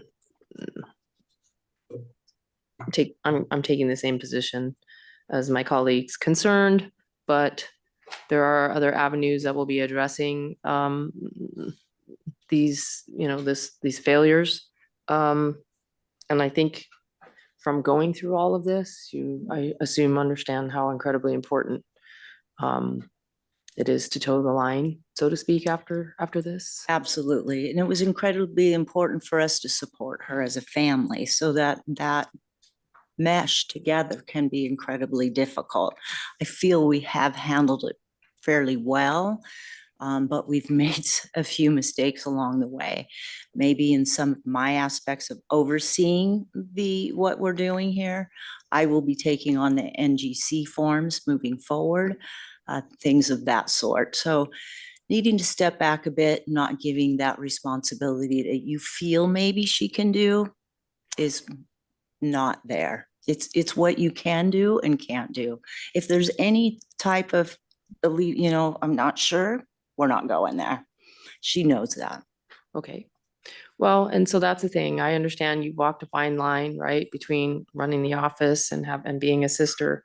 But, if the problem is you lose the office, so you lose the license, right? Right. So. Right. There's a lot of risk. You gotta kind of, Absolutely. one is, it's your priorities. Well, yeah, because and there's a lot more people to think about than one that may be sabotaging or dealing with things that they shouldn't be doing. So that person needs to be eliminated if we're going to continue, because, your strength is your weakest person. So we've got to move forward. Well, I think as long as you're hearing us and you understand this, that we can be as sympathetic as the day is long, right before we take away somebody's license. Thank you. Right? Yes. So that's a thing, a real thing. I appreciate that. Okay. So, with that said, would one of my colleagues, it appears it's in proper form for a motion, and there are conditions that I think would be guess so. part of it. So Madam Chair, I would move for the approval of restricted item number 1 as read into the record by Madam Secretary, with conditions as recommended by Nevada Gaming Control Board with the conditions. any discussion on the motion? There being none, all in favor, say aye. Aye. And there are none opposed. Thank you. Thank you all for being here on virtual. We didn't end up having to really speak to any of you individually, but we still needed you here just in case. We would like Thank to you. thank Special Agent Lombardo and Agent Rybold for all their work in sorting through these applications. They've been great to work with, and we appreciate all their help on these Yes. applications. Thank you. Madam Secretary, that brings us to restricted number 2. Restricted number 2 is the application of Michael Sullivan for licensure as an officer and key employee at Irish Holdings LTD, doing business as Sunrise Casablanca. The recommendation of the Gaming Control Board is for approval. Good afternoon. Good afternoon. So, did you? Afternoon. Oh, did you wish to just kind of make an introduction to us Well, of yourselves and? we fully acknowledge that we misunderstood the procedure was never our intention to bypass. Could you do me a favor for the court reporter? Could you introduce yourself? Oh, I'm sorry, by Michael name? Sullivan. Thank you. Go ahead. It was never our intention to bypass the gaming control process. We simply misunderstood what needed to be done and when it needed to be done. Okay, let me do this. Let me have my colleagues, if they have any questions, I'll just have them address you directly with any questions anybody might have, starting with Commissioner Schoenfeld. So I understand that you don't have counsel and you navigate the process yourself. Correct. And obviously there had been some oversights Yes. previously as a result of that. I also understand that it can be expensive to retain counsel and sometimes it's not feasible. My question is this: do you have someone that you've at least established a relationship in terms of gaming counsel so that if you do have questions and you're not sure what to do, that you can reach out to them? You mean outside of the gaming control? Yes. No, but I'm sure we can handle that in the future. It's not I can get representation if it's necessary. Yeah, I mean, I'm not saying you need a lawyer here today, but sometimes gaming and gaming staff might not be able to answer a question. It might be a legal question and they might not be able to give you that advice. So it might be a good idea just to develop a relationship with someone so that if you do have a question that arises, instead of taking the wrong step and asking for forgiveness, you can get some advice up front. Understood. So just a suggestion. But Absolutely. I have nothing else. Commissioner Krolicki? Thank you, Madam Chair. I will support the comments Commissioner Schoenfeld has just said. You screwed up and actions have to have consequences. So I'll say what I said on the last item. The referral to the Attorney General's office is important. There's going to be a consequence. We can't just ignore what failure happened before. But just, the Gaming Control Board agents, staff are here to help you do the right things, 24/7. I mean, people are always available, take advantage of it. This is an important part of your professional life and income, I suspect, and, just tend to it as you need to nurture it and care for it. Don't ignore it, because those are important responsibilities, or as Madam Chair said, you won't have a license to do these things in the future. Completely understand. Commissioner Silver, anything? I really don't have anything. I just want to thank you for, making it easy on us and just coming forward and saying what happened. And of course, I see you guys have been, previous licensees and have done very well as businessmen here in our community. So I'm with the rest on approval, and I wish you guys good luck. Make sure if you have any questions next time to call, Gaming Council. It's nice. We have Agent Heather Partee was very helpful in the process, and I know I can trust her in the future for That's any great. questions. Hopefully, yeah, great. Well, I wish you best of luck. Thank you. Okay, at this time, I don't have anything to add. I'm going to echo the comments of my colleagues. I share those opinions. And at this time, I would call for a motion. I'll move to approve restricted agenda item number 2 as read into the record by Madam Secretary and recommended with conditions for approval by the Nevada Gaming Control Board. Any discussion on the motion?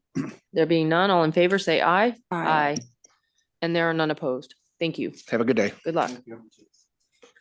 All right, Madam Secretary, please read in to the record restricted item number 3. Restricted number 3 is the application of Philly Special LLC doing business as the Delmont Uptown for a restricted gaming license. It is also the applications of Christopher Scarpula and Stephen Arcana for licensure as a member and manager as noted on the agenda. The recommendation of the Gaming Control Board is for approval. Good afternoon, Madam Chair, members of the commission, Madam Secretary. For the record, Jeff Donato, enrolled agent. With me today is Mr. Scarpula on my right and Mr. Arcana on my left. Mr. Arcana was on vacation at the board meeting, so we appreciate him being allowed to be excused from that, but he wanted to be here today. And so we are here to answer any questions you may have. The application before you today is for a restricted gaming license for a grandfather supper club that will have 15 machines in the city of Henderson. They have the experience and the expertise to operate this establishment, and we ask for your approval today on the application for the restricted gaming license. And we're here to answer any questions you may have. Okay, thank you. Commissioner Silver? So I only have 2 words, and that's go birds. And I guess my question would be, how, with the name of Philly Special, are you not an Eagles bar? Like, what is going on? I know you want to make it upscale, but you are Philly Special. How are you not an Eagle bar? Why? You want It's to take only that? one, and it's on Torrey Pines. There'll be like subtle hints that it's a Philly place, like little Liberty Bells placed on the menu and. Well, no, like, NFL Eagles throughout the bar, just cover it with Eagles. There's gonna be a lot of Eagles fans there, but we've learned in the past, if you have one specific team, nobody else comes. And there's a lot of people in the country who are not big Eagles Philadelphia fan? fans. What? Wise So- man. What? Wise man. How? Are you from Philadelphia? I'm hello. Where are you from? More Elkins Park, Okay. but my dad went to Central High School. My mom went to Alney, and my dad went to Jefferson Med, LaSalle undergrad. That's how we So, have Delmont. You know, He's from my dad Delaware was County. selling, So my dad it- was selling hot dogs in the stadium like in the 40s. So Commissioner Silver, I think you'll appreciate this. By the way, Chair, Commissioners, thank you for having us here today. Stephen Arcana, partner, Delmont. to answer your question, there'll be a lot of subtleties of our roots, our Philadelphia roots. We felt it would be a little too biased if we dove in and made it 100% an Eagles bar. But we think we know enough people that it will become an Eagles bar without advertising it. Okay. But- I get you. I get what's going Yeah. on. All right. Okay. Fair enough. But you'll appreciate the name Delmont, the brand that Chris and I have spent a couple years working on now. I too am from Philadelphia, graduate of Bonner High School and Widener University in Chester. I'm from Delaware County. Chris is from Montgomery County. So that's how you derive Delmont. It's a brand that we're really proud of, though, all kidding aside. Philadelphia people are known to welcome family and friends.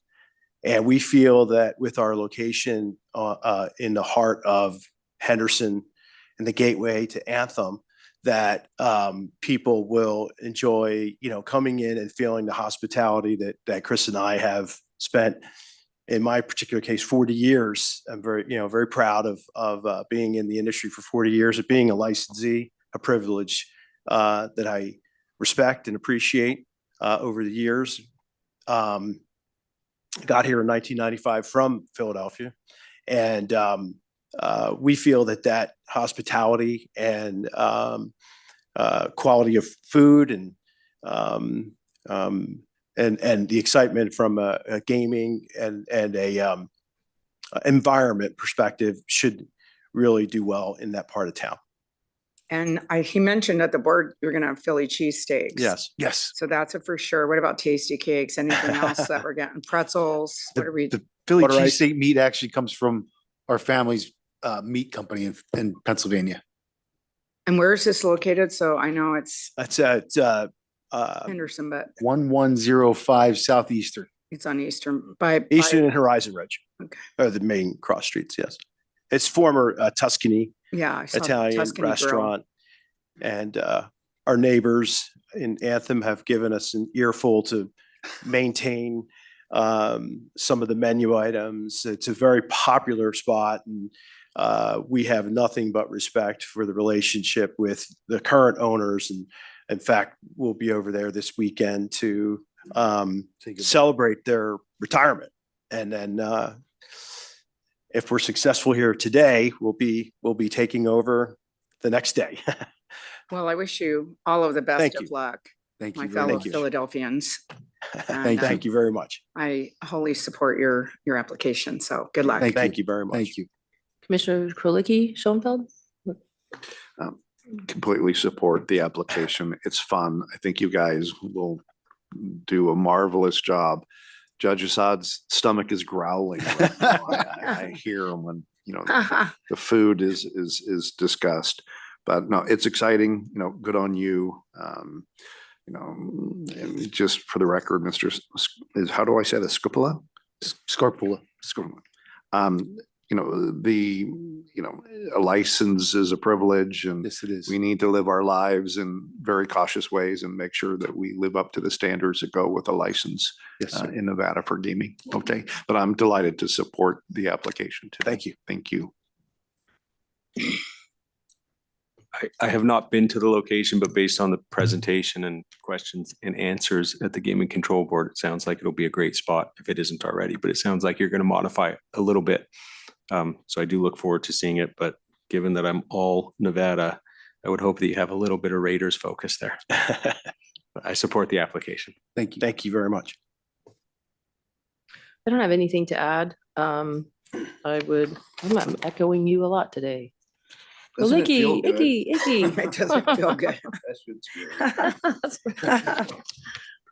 Just so the commentary that, kind of, your backgrounds are really important and how you conduct yourselves and all of those things, really important, and I'll leave it at that. But I have no intention of standing in the way of any motion. I will support it. So if someone would like to make one. I guess then Madam Chair, I move for the approval of restricted item number 3 as read into the record by Madam Secretary and as recommended by the Nevada Gaming Control Board. Any discussion on the motion? There being none, all in favor, say aye. Aye. And there are none opposed. Thank you very Thank much. you. Thank you. I'd like Go to thank Birds. Thank you. Senior Agent Wilson for her work on this application.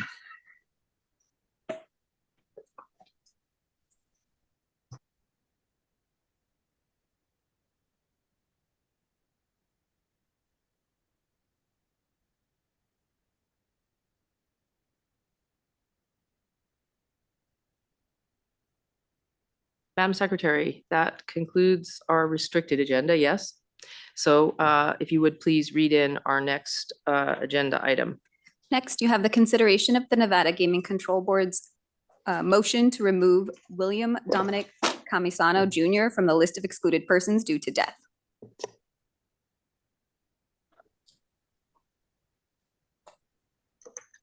Good afternoon, Chair Tagliati. If you're ready, I will proceed. Yes, please. Okay. Good afternoon, Chair Tagliati, members of the Commission, Madam Secretary, members of the Board. For the record, I'm John McKellar with the Attorney General's Office. Before you today is the Board's motion to remove William Dominic Camisano Jr. from the list of excluded persons. The reason for the removal is Mr. Camisano is deceased and no longer poses a threat to the interests of Nevada or licensed gaming. While the Enforcement Division was unable to obtain a death certificate for Mr. Camisano, it has verified his death through 4 independent and reliable databases as set out in the confidential affidavit of Special Agent Vaughn, which was attached to the Board's motion. Based on Mr. Camisano being deceased, the Board requests you grant its motion to remove Mr. Camisano from the list of excluded persons. Thank you. Thank you. We appreciate that, Senior Dag McKellar. At this time, does anyone have any questions for the AG before I entertain a motion? Yeah, Chair, I do. Just process. You said there was a request for this. I don't know that I've dealt with a deceased person coming off the list. They obviously can't make the request themselves. Is this just standard when we become aware of someone being deceased that's on the excluded list? We do this housekeeping, if you will, administrative, or was there a family request, compelling this? The normal order, of course, is someone in the Enforcement Division will periodically review the people on the list of excluded persons. And if they discover that one of them is deceased, they will do the background research and ensure that they truly are deceased and attempt to obtain a death certificate. Not always possible given various state rules on who they will release those to. And then they forward it to my office for this process that has been followed as long as I've been in the gaming division, although there is no actual formal process for this. Okay. It is the process that has been developed over the years for removing deceased persons from the list of excluded persons. Okay, and that makes sense. The purging of the list is appropriate. I thank you for answering that. I am curious why no death certificate could be obtained. Isn't that unusual? I've discovered that it is not all that unusual in the Enforcement Division as well. There are lists of people that the states will release death certificates to, and the Enforcement Division of the Gaming Control Board doesn't always make that list. And okay, we're not always able to obtain that. Okay. Sufficient. Thank you for answering my questions. Well, my guess is non-restricted licensees have less people to be, when we're taking people off the list, I mean, it's a necessary burden, but it's a burden nonetheless upon them to be monitoring their properties for all of these people. Agreed? Yes, it is. They're responsible for excluding these people from their properties, and they do have to watch out for them. So as we're reducing the list, it's kind of keeping the focus on people who are actually possibly going to come to the property. I don't mean to laugh, that's terrible, but you know what I'm saying. Okay, so with that said, is there any reason why we can't just call the second item, the next item, and then vote on both? No, there's no reason. Great, let's do that since you're also here on that as well, and it's similar, so it would make sense. Okay, You have thank you. you have the consideration of the Nevada Gaming Control Board's motion to remove Peter Joseph Rabaste from the list of excluded persons due to death. Thank you. And again, good afternoon, Chair Tagliati, members of the commission, Madam Secretary, members of the board. For the record, I'm John McKellar with the Attorney General's office. Before you today is the board's motion to remove Peter Joseph Rabaste from the list of excluded persons. The reason for the removal is Mr. Rabaste is deceased and no longer poses a threat to the interests of Nevada or licensed gaming. Mr. Rabaste's death has been verified through the Enforcement Division obtaining a certification of death. I will note here, Mr. Rabaste also passed in Missouri. However, the difference between this case and Mr. Camasano is that a family member who was able to obtain a death certificate provided that to the Enforcement Division here. This certification was attached to the board's motion. The Enforcement Division further confirmed the fact of Mr. Rabaste's death through reliable databases. And based on Mr. Rabaste being deceased, the board requests you grant its motion to remove Mr. Rabaste from the list of excluded persons. Thank you. Thank you.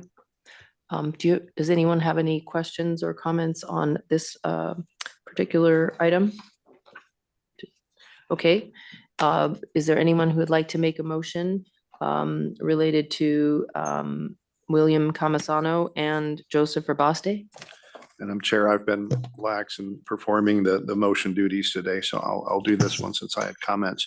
I would move that this commission grant the Nevada Gaming Control Board's motion to remove William Dominic Camasano and Mr. Peter Joseph Rabaste from the list of excluded persons in NGC case number 96-07 and case number 97-23 based on the board's filing and attached certification of deaths for Mr. Rabaste and best efforts on Mr. Camasano, establishing that the individual is indeed deceased and no longer poses a threat to the interests of the state of Nevada or licensed gaming. Thank you. Any discussion on the motion? There being none, all in favor, say aye. Aye. And there are none opposed. Thank you. Thank you. How is our court reporter doing? Good? If we could take a 5-minute break, that would be great. Okay, we'll do that. For the court reporter, what time is it? It is 1:27. 1:27. So how about 1:35? Thank you.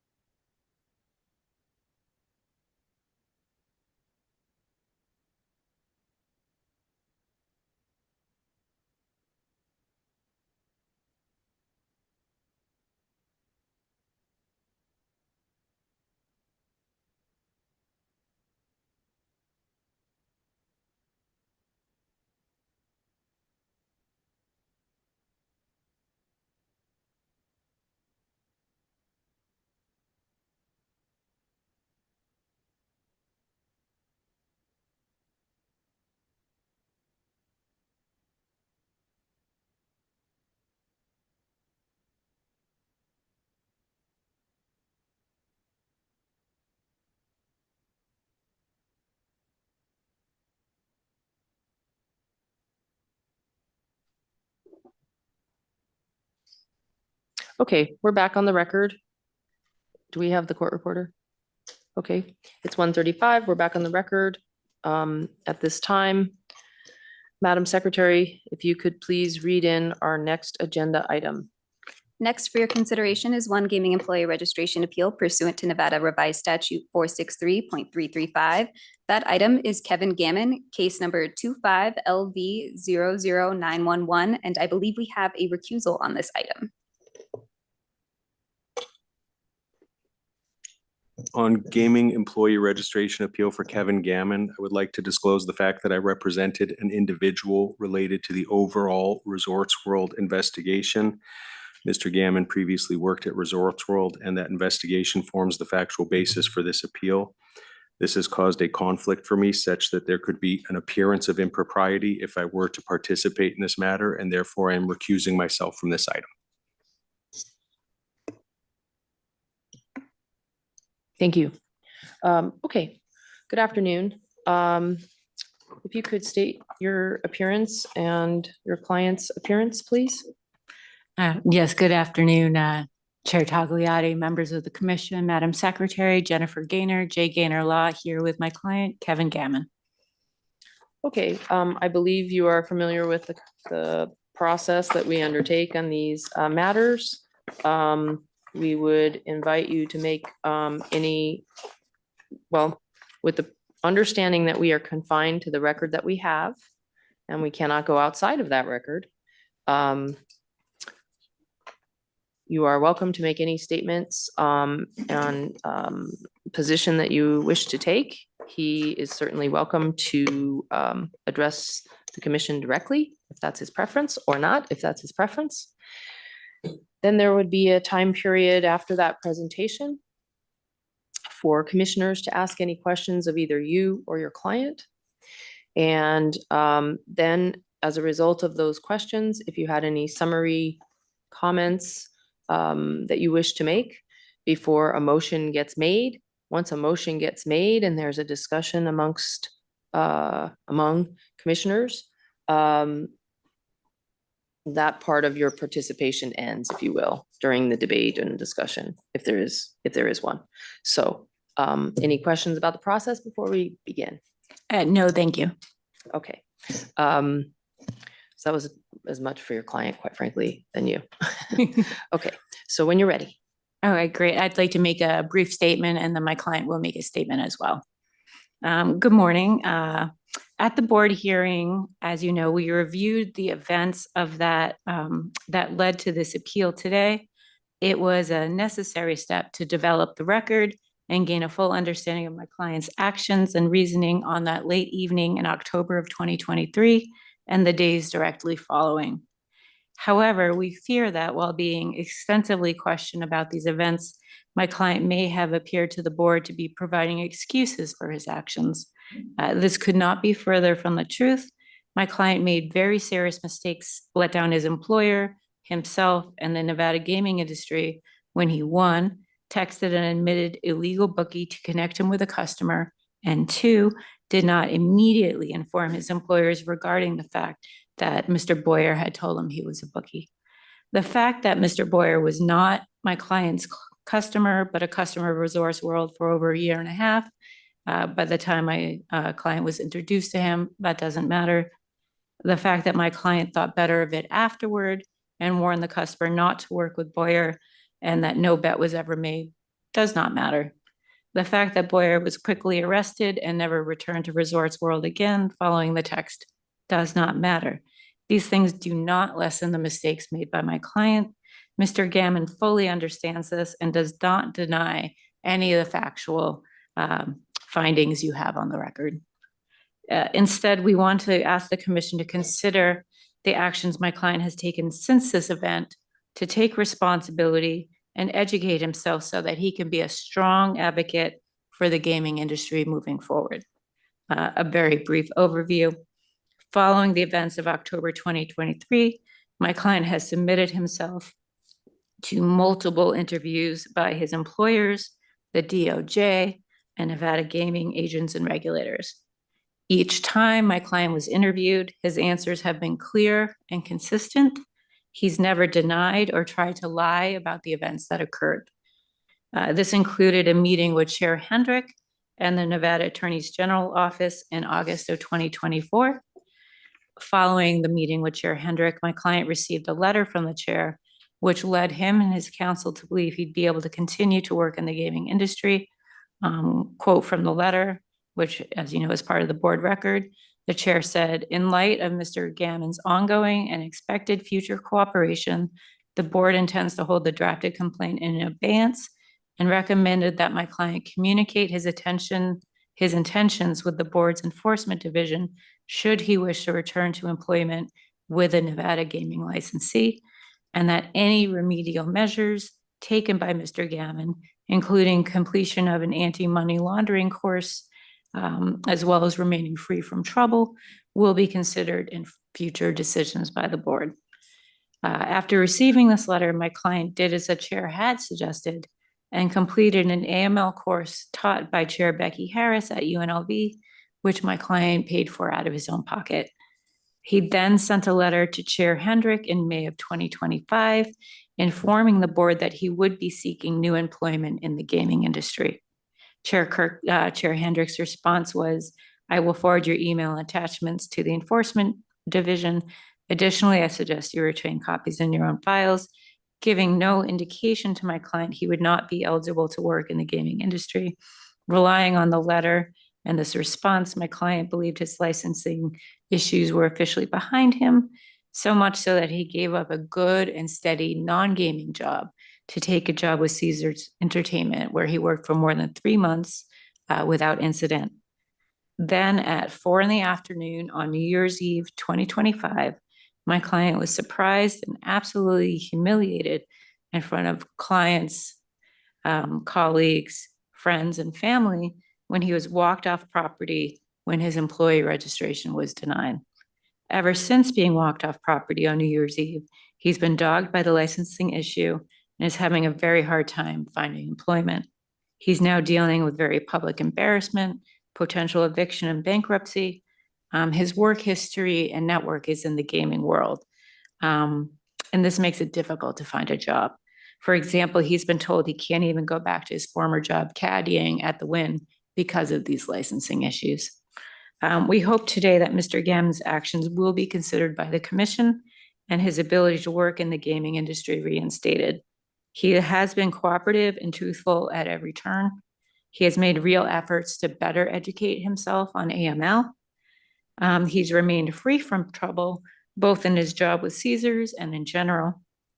Most of all, in the almost 3 years since this incident, he has had time to reflect, and if allowed to work in the gaming industry again, he would be the strongest champion for taking AML issues very seriously. Finally, I just want to note that his employers, both at Resorts World and Caesars Entertainment, both believed in him enough that they wrote him letters of support for this appeal. And with that, Mr. Gammon has a brief statement he'd like to make as well. Thank you. Good afternoon, Chair Tagliati and other members of the commission. Although I wish it were under different circumstances, I do appreciate you allowing me here today to once again take accountability for my past actions, apologize, express remorse, assure you that I'm not a threat to the gaming industry, and ultimately ask you to grant me the opportunity to once work again in an industry that I love. Starting with accountability, the facts are inescapable. Nearly 3 years ago, during a marketing trip, I met Matthew Boyer, who confided to me that he was a bookie and would later ask me for referrals once we returned to Resorts World. Mistakenly, instead of reporting what I had learned to my supervisors, I regretfully sent an introductory group text between him and one of my customers. Even though I later told that customer not to mess with Boyer before any bet was made, the damage had already been done, and for that I take full accountability. Unfortunately, one really bad decision has overshadowed thousands of good ones that I've made throughout my career in gaming. Not only has it brought shame to me, but it's also a black eye for Resorts World, the NGCB, and the gaming industry. I continue to carry the weight of it all to this day, and I am truly sorry. I run the scenario that night 100 times a day in my head and continue to beat myself up for my lapse in judgment that night. This decision almost 3 years ago has led me to where I am today suffering severe financial hardships, emotional stress, depression, and significant reputational damage. I can assure you that I have learned a very hard lesson, more than most, and can guarantee that I would never put myself in this position again if I were to regain my gaming license.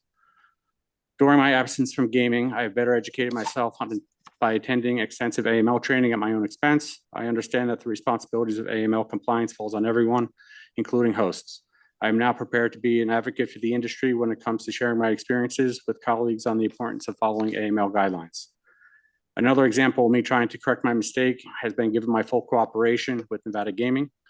As I'm sure you know, I've met and interviewed in person maybe 6 or 7 times with various levels of Nevada Gaming, including agents, Gaming Control Board, Appeal Board, and today in front of the commission. At every meeting, I have been advised the best thing I could do to help my own standing is to be honest, as that weighs heavily with the decision to allow me to regain my license. Although I have been honest throughout my story being very consistent, I'm here before you today, utilizing my last appeal for reinstatement, hoping to be given a chance to redeem myself and put my life back together. I understand the easiest thing for the commission to do is sustain the previous decision, but I'm here humbly asking for forgiveness, compassion, and trust. Forgiveness for my regretful acts that I wish I could undo, compassion for the position I put myself and my family in, and most of all, trust. Trust that I have learned from my mistakes and have taken the steps to assure you that I'm no longer a danger to the industry, but worthy enough to regain my gaming license. Thank you again for your time and consideration. So I have just a couple timing kind of questions, if you don't mind, before we proceed. First of all, the letter that you referred to from Chair Hendrick is dated October 22nd, 2024. And I think just for the purposes of the record, it's really important to have the record be complete. And while you read part of it, the letter continued and said, while the board does not currently intend to file a disciplinary action to revoke Mr. Gammon's gaming employee registration because he was unemployed potentially, right? So he wasn't working. It does reserve the right to object to his registration if he becomes employed as a gaming employee at another gaming establishment, or if after the expiration of his registration, he submits a new application as a gaming employee. So they're just in a stand down situation. So I'm a little concerned that quote lended a little bit too much suggestion that by cooperating, there was this sense of forgiveness or something in that regard when the letter doesn't indicate that, quite frankly. Then when your client sent a letter to the commission, to the board, dated May 18th, 2025, because I'm kind of focused on the timing here, right? So Chair Hendrick sends a letter, hey, we're not going to do anything right now, but we reserve the right, all the rights. And then your client sends a letter May 18th, 2025 that says, and, I'm just going to quote, at this time I have applied. So, he's been told to let them know. So here he's letting them know. I have applied for gaming employee positions with current licensees with no offer yet. And I'm hopeful to return to an industry that I love. And that I know if I'm offered a position at a gaming company in the future, I'll be more acutely aware. So my issue is, and it's not really going to the heart of the matter or pre-deciding the heart of the matter, because I'm going to listen to everything everybody has to say, but it's kind of this inference that's been left by the both of you that I want to correct, right? So the chair sent a letter and said, we reserve the right. Your client sent a letter saying, I'm looking in the industry with no specifics. Right. So the idea that when he finally gets a job and it's objected to in December of 25, he's shocked when he didn't really give any specifics. He just said, here, look at how well I've done, is, I think, a little disingenuous, right? Because no one told him anything other than, we reserve the right and let us know. He didn't even let them know any specifics. He just said, I'm looking, I'm applying. And so I hear you, but I think you are reading into that letter a little liberally, in my opinion. There were no promises made there and very little information given by you until you were offered the job, right? And then that process begins. They're not prophylactically in advance of every, what's the job going to be and where is it going to be and when is it going to be? Is it going to be 6 years from now? Like if you had gone 10 years and not worked in gaming and you'd done all these things, right? So Hendrik was not committing to a thing in that letter, in my opinion. So that's kind of my record on that. But you know, you're free to disagree and you can have comments at the end. At this time, I'm going to have my colleagues ask any questions they may have of you. And that, again, it's not about the substance of whether his appeal gets, it's just about that kind of inference. I disagree with the characterization. Understood. So with that being said, Commissioner Krolicki? Thank you, Chair Tagliati. And I'm it's important that your comments were put into the record as a supplement. That letter needed to be looked at the whole. Mhm. You know, I have no doubt that you're contrite. It's, you know, authentic. You'd probably even be a great employee as you were, you know, before in so many different capacities. But I'll say the, oh my God, again. I mean, I find, you know, you associate, you know, some of the record says you were in the wrong place at the wrong time. You made the wrong decision. And oh my God, you made a profoundly wrong decision. And it's still fresh. It's not so old here. But one of the greatest blemishes, you know, on the Las Vegas Strip, up and down, that individual in AML issues, you not only, well, you provided assistance to that individual. And you know, again, the audacity in my mind, that's pretty hard, but for you to be coming in front of us asking for an ability to re-enter the industry is, you know, I'm incredulous. So I have sympathy, but you know, I know there are very negative repercussions in your life, but our job is to protect the integrity of the gaming industry in the state of Nevada.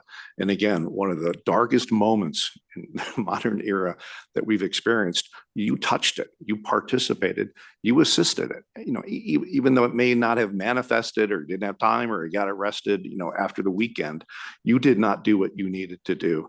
And I cannot think of any greater transgression than what you've done. And I have very little sympathy in terms of returning your license. So I'll be voting to sustain the objection for you to re-enter the industry. Commissioner Silver?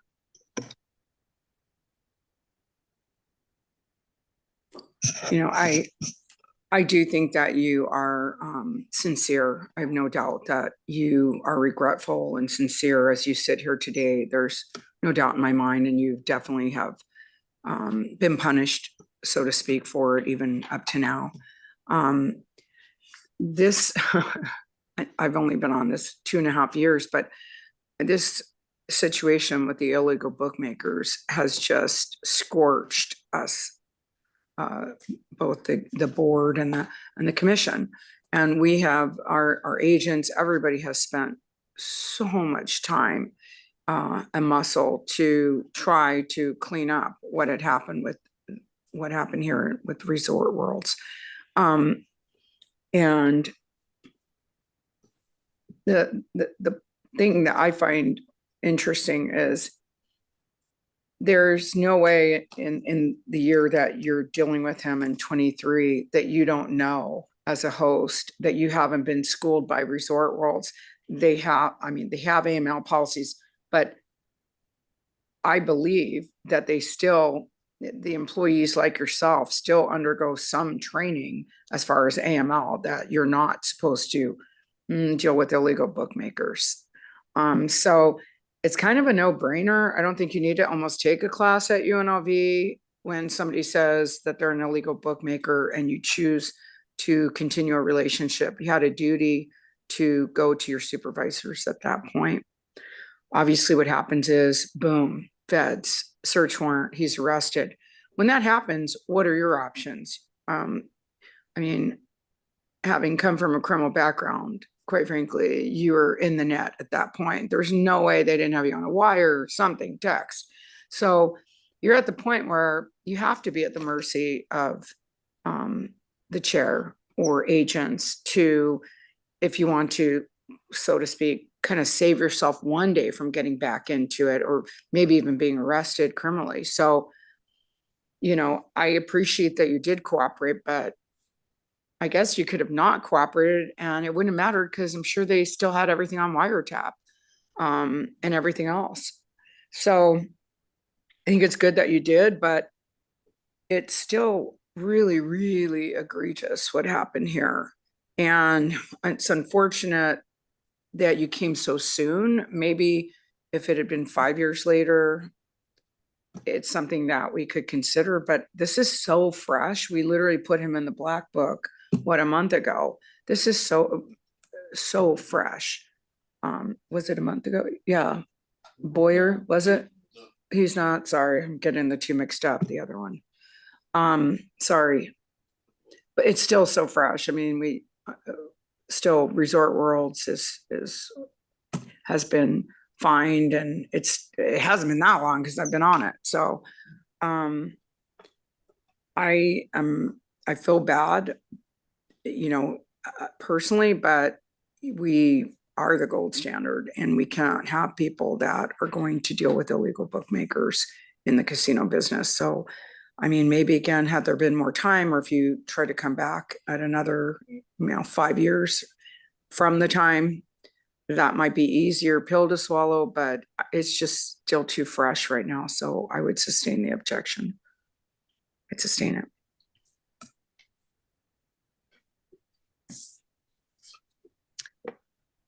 I think, you know, it has to be 2 out of 3, and you've already heard where this is going. I'm not going to pile on. I would just say that, you know, I think it's, these jobs, also being a host, is, I think, one of the most coveted jobs you can have in gaming. Like, wow. It's a great job, and people would kill for that job. And you clearly have the personality and the, you know, presentation to people that that got you that job in the first place. So, you know,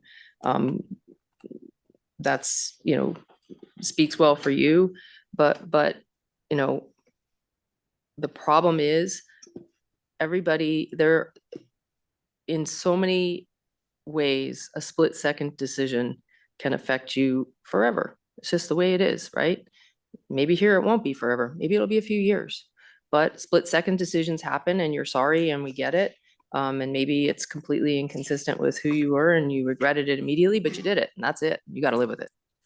And we can't be where we are with everything that we've had before us with Resorts World and just say, you know, part of this is about you, and part of this is about every other host in Nevada, and understanding that this is a big deal. And that part is just as important, maybe even a little more important than you, because I think you've heard some things here that people are not taking this position, meaning the commissioners, because we don't believe you. That we think you're, you know, a horrible person, that you don't regret it. Nobody's saying that's not true. I think that, you know, believe me, if I thought it wasn't true, I'd say so. So that's not the issue. The issue is, it's not just you, right? It's all the hosts in Nevada. It's all the gaming employees in Nevada. It's all the people that have to follow, you know, our regs and not engage in this kind of conduct. And so it's a split-second decision, but there's a price to pay. And that's what I'm hearing is, it wouldn't matter what I did anyway, but I do support the position of my colleagues. And so at this time, unless you have anything else to say, I think it's in proper form for a motion. Madam Chair, I move to sustain the Nevada Gaming Control Board's objection to Kevin Gammon's registration as a gaming employee. Any discussion on the motion? There being none, all in favor, say aye. Aye. Aye. I'm sorry. I mean, is this the That's it. conversation? I thought I had more opportunity. Okay.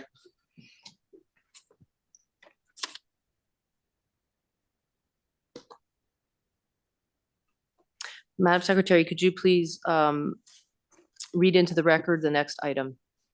Next for your consideration are two gaming employee registration appeals pursuant to Nevada Gaming Commission Regulation 5.109. The first item is John Markson, case number 2013-7542L.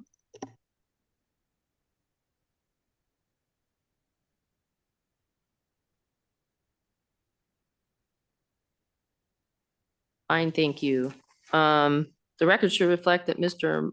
Markson came up to me during a break and reminded me that we knew each other maybe in the early 80s when I was in high school. Please don't take this the wrong way, but because you had a unique nickname, which wasn't inappropriate or anything, but Herky, right? Yeah. Okay, so I didn't otherwise, and again, please, but I don't remember you. Flattered you remember me, but I don't remember you, and I'm so sorry. But you didn't go to my high school, correct? We just knew people in common. Oh, did you? Wait, hold on. Yeah, what year did you graduate? 86. Okay, that's why. You weren't in my class. No. Okay.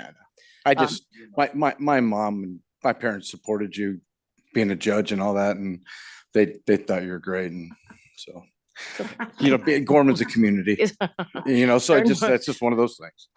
So I talked trying to to butter Tim me up. Herbst outside too. Trying to butter me up already. Well, I don't know why I thought, were you in a group of people like with Western friends and stuff like that? I went to Hyde Park. Okay, maybe that's. And then I went to Gorman, after that, I went to Hyde Park.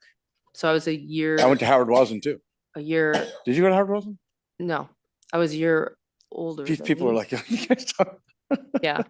But no, it is, like I went to Hyde Park and, Okay, but my needless. parents went to Gorman too. So I'm a true, born and raised, man. Yeah, born at Memorial Hospital, now UMC. Okay, so the point of me saying this Yeah. was that I haven't seen you since the, presumably graduation of high school.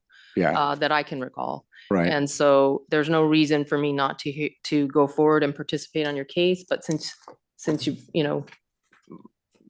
you reminded me that we know each other from, God, how long, 40 years ago? Is it 40 years ago? Yeah. 40 years ago. I just thought I'd make a record of it, but there's no reason why I can't participate and we don't have any relationship. Yep. So at this time, I always take the opportunity to do what I already did for that gentleman and his attorney, and that is to explain how this works. We are confined to the record that we have before us, like an appellate court would be from a trial court. So whatever is in the record, meaning the original documents, the notice, we have a transcript of your hearing. I'm being a little more thorough in explaining this because the attorney already knew what we're doing, So all of the things that, the decision and order that you got mailed, right? We have that. We have a transcript of the hearing. We have your, any communications from you. We also have some, criminal, Gaming Control Board, investigation information that's provided as part of the record that we have. And so we review all of that before you get here. And so now is your opportunity to say whatever you want to say about the reasons that you've sought an appeal. Then there'll be a question and answer part. And then there'll be a motion. And then when the motion is being debated, that's between us. Perfect. Yeah. Okay. Thank you. And then there'll be a vote. So All right. do you have any questions before we start? No. First of all, thank you everyone for taking the time to listen to me today. And just a little bit about me. I'm born and raised in Las Vegas, graduate of Bishop Gorman. Dedicated much of my life to this community. After a successful football career at Southern Utah University, I was fortunate to play in the NFL, the CFL, and the Arena Football League. Football was my life. And like many athletes, after my career ended, I didn't know what direction to take. Fortunately, Mr. Michael Gahn, who owns the South Point Hotel and Casino, entered my life and introduced me to an industry that I had been around in my entire life, but had never seriously considered. From the very beginning, I loved dealing cards, and I found it exciting. Mr. Gahn's mentorship allowed me to gain extensive experience dealing blackjack and craps at the Gold Coast. From there, I was promoted to a floor supervisor at a property in East St. Louis, Illinois, on a casino riverboat.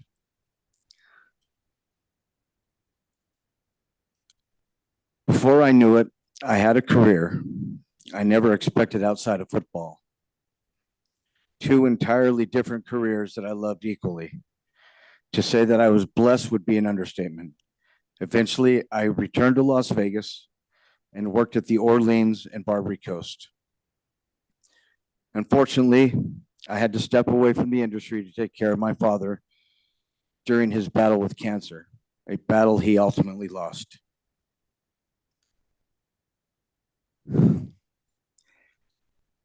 It was difficult, but I still had my mother until I lost her as well.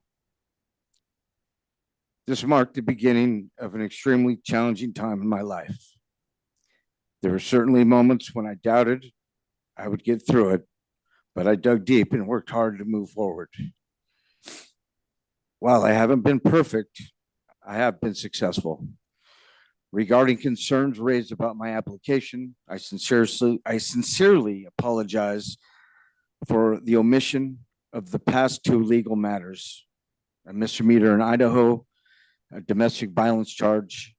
Both I take full accountability of that were eventually dropped. I am mistakenly focused solely on my felony conviction, believing it to be primarily concerned for my licensing. I want to assure you that I'm a fully rehabilitated. Alcoholics Anonymous is a cornerstone of my life. I maintain a lifestyle free from drugs and alcohol. Recently, Mr. Gahn offered me a position at the South Point, pending background clearance and my agreement to random drug testing that I fully accept. The casino industry is where I have spent my career and where I feel I can best contribute. This opportunity would be life-changing for me, and I'm committed to maintaining the highest standards of professionalism and integrity. Thank you. Thank you. At this time, as I mentioned, the commissioners get the opportunity to ask you any questions they may have. I will start with who would ever like to be heard or ask questions. I just have a question, but I don't know who to ask it to. Because he said he worked at Gold Coast, he worked at Orleans, he's worked at Barbary Coast, and it's just, he had to have been, right? Were you a dealer there at those? Yeah, well, I have started as a dealer at the Gold Coast. Right. And then I was, Mr. Gahn opened a casino riverboat in St. Louis, and he transferred me there. It just seems weird that he was able to be a dealer at Gold Coast, Orleans, Barbary Coast, and this is the first time this has popped up on a registration. Or like on his prior registrations, did he list? I'm only showing he didn't list one, and that's the arrest from 20 years ago in 2007. Right. And so that's a long time ago, and he's worked. Did you work at Barbary Coast before 2007? Yeah. Oh, before 2007. Yeah. I left the Barbary Coast when my see. dad got sick. What year did you leave the Barbary Coast? I left the Barbary Coast around 2004. Oh, okay. All right. Forget it. Now I understand what's going on. Sorry. It was Okay. just, I thought it would have been later, but Yeah. that now it makes sense. Okay. Sorry. I never worked in any other industry. I played football for a while, and I life after football. That's all I've ever done is the casino industry, and I was good at it. But I left on good terms. Right. Even when I left the casino industry, Mr. Gahn, he has a partner named Frank Toady, and I told him I was leaving, and they said, you can always come back. And I said, okay. And they said, John, there's one thing you've never done. And I said, what's that? He said, you've never stole from me. He goes, and I know everyone down there who is. So And I said, thank you, and that's just not my style. I'm very honest, and I've had some problems, but I've certainly have persevered through them, and I'm doing well now. Mr. Markson, I think what she's getting at, and my question too, is so all of your gaming jobs happened before November 17th, 2007. Yeah, absolutely. Right? So you never worked in a gaming position after November 17th, 2007 until you made this application. Yes, ma'am. Okay, and so that's why we're asking, because Yeah, okay. that's when arrest number 1 occurred Yeah. in Idaho. Yeah. Okay. That doesn't really, like, those arrests, and you've already paid your dues on the one, so it's not really the concern. The only concern was that your one arrest wasn't listed from 20 years ago. And I get it, you thought it was dismissed, but I just wanted to see with how the timing, because you had said you worked as a dealer, but it was before these arrests. So that's what we're concerned about. It just was not listed on your registration. All right. So thank you. You bet. Commissioner Schoenfeld? Yeah. So in looking at the arrest that wasn't disclosed, it's November 17th, 2007. It says charges, but it doesn't sound like they were actually charges. Manufacturing or possession of a controlled substance, felony, possession of paraphernalia, misdemeanor. But then it says, according to criminal history records, the charges were dismissed with 1 night served in jail. But that one was not listed. And it was your testimony that it was an oversight, correct? Yeah, I didn't mention it. Okay. And I just, like I Was said, that it was what- happened 20 years ago, and not that I wasn't being honest, but Well, that's what I'm getting at, because you Yeah, did disclose a very serious entry with a conviction and a prison sentence. Yes, sir. In March of 2008, and then you did disclose an arrest in 2015, which was dismissed. So what I'm getting at is, it would strike me as odd to intentionally fail to disclose an arrest that went nowhere, but choose to disclose a much more serious circumstance that resulted in. Yeah, I didn't, that's what I thought it was all about. I wasn't trying to hide anything. Or You said in your remarks that Mr. Gahn is willing to hire you pending a background check? From this. Okay, Here. so have you disclosed to Mr. Gahn the 3 arrests that we've just referenced? Yeah, he's like a family friend of mine. I coached his son Brendan in football at Gorman. When I got out of prison, I worked for Brendan Gahn, and the family knows everything about me and my past, and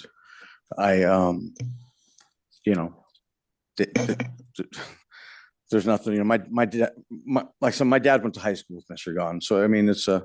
All right, I'm just trying to verify. Yeah, they Please know everything verify. about me. I've never lied to them about it, and like I said, they know I've had some slip ups, but I've certainly have persevered through them and put them behind me. And when I got out of prison, I had 5 years on probation. I never went back, and I complied with everything they asked me to do. So I was going to ask you about that, because I'm looking at that. It shows that you were sentenced in 2008 to 33 months, and I know that you do about 85% of that back then. but it shows that on February 25th, your conditions were amended to add a higher level of drug testing, 30 hours of community service, in-home confinement due to a narcotics relapse. So that would certainly suggest that you either reached an agreement with your supervising officer to amend the conditions as a result of a dirty test, or you went back to court. I never had the community service. I never did that. They never told me that. And I had got into a domestic situation, and they, the federal government's they're pretty strong on, I mean, they watch you, and I'm so any little, while I was on probation, any little thing. When did you get discharged from your supervised release? In 2015. Okay, so assuming that this is accurate, if it was February 25th, 2013, that your conditions were modified as a result of a relapse, you would have successfully completed approximately 2 more years of supervised release thereafter. Yes, sir. And did they do, when I say they, did United States probation actually engage in drug testing when you were on supervision? Yeah, you have to, it's every day. So and then like I said, I complied with everything they asked me to do. And I never went back to prison. I never looked back and put that behind me. Do you still engage in recovery? Any type? Oh yeah, I'm a outstanding member of Alcoholics Anonymous, and I work with younger alcoholics, and I I'm single with no kids, so I go to a meeting every single day. Okay, but that's just some meetings. Some people it works for, some people doesn't. It works for me. That's what I like, and I don't even I don't associate with those people in those playgrounds and playmates anymore. And I lead an example. I stay in the sober living community just to keep me, structured and on the straight and narrow with that. That's, and right. I sponsor a couple of people, and that's what I do. That's my whole life. I'm boring. I don't do anything, but I go to a meeting every day, and that's it. And sometimes I go out and help young kids with the football and stuff. They will call me and ask me to, or I've gone out to Gorman a few times and, showed them, my perspective, and talked to the whole team actually, about what could happen, Thank you. Yeah. I'm sorry, it's probably in our materials, or you may have even said it already, and I apologize, but what was the job that they offered you? Just dealing, Just dealing. 21 and craft. Yeah. Okay, 21 and crafts. Okay, I'm sorry. I just couldn't remember if you had said that. Commissioner Krolicki, I don't think you've had an opportunity to ask any questions, or? Oh, I've not yet. Mr. Marzin, thank you for being here, and that's I'm pleased to meet you. Nice to meet you, sir. I know what this is not a comfortable process, and appreciate how forthcoming you've been. You've got a very interesting life story. Yeah. And you have a patron saint in Mr. Gahn and the family. To me, this is one of those. I mean, and Commissioner Schoenfeld's comment, I had also thought about. You put down the tough ones and omitted the one that was most gentle and most aged in this. So I could see the error, but that's a big deal for us. If people fail to do something, in their registration application, we've denied them re-entry into the industry. So, I just want to make that very clear. But, every time, most times we have people like you in front of us who've, been in a pickle and trying to come back and make it right. And just somebody we just met, it was recent.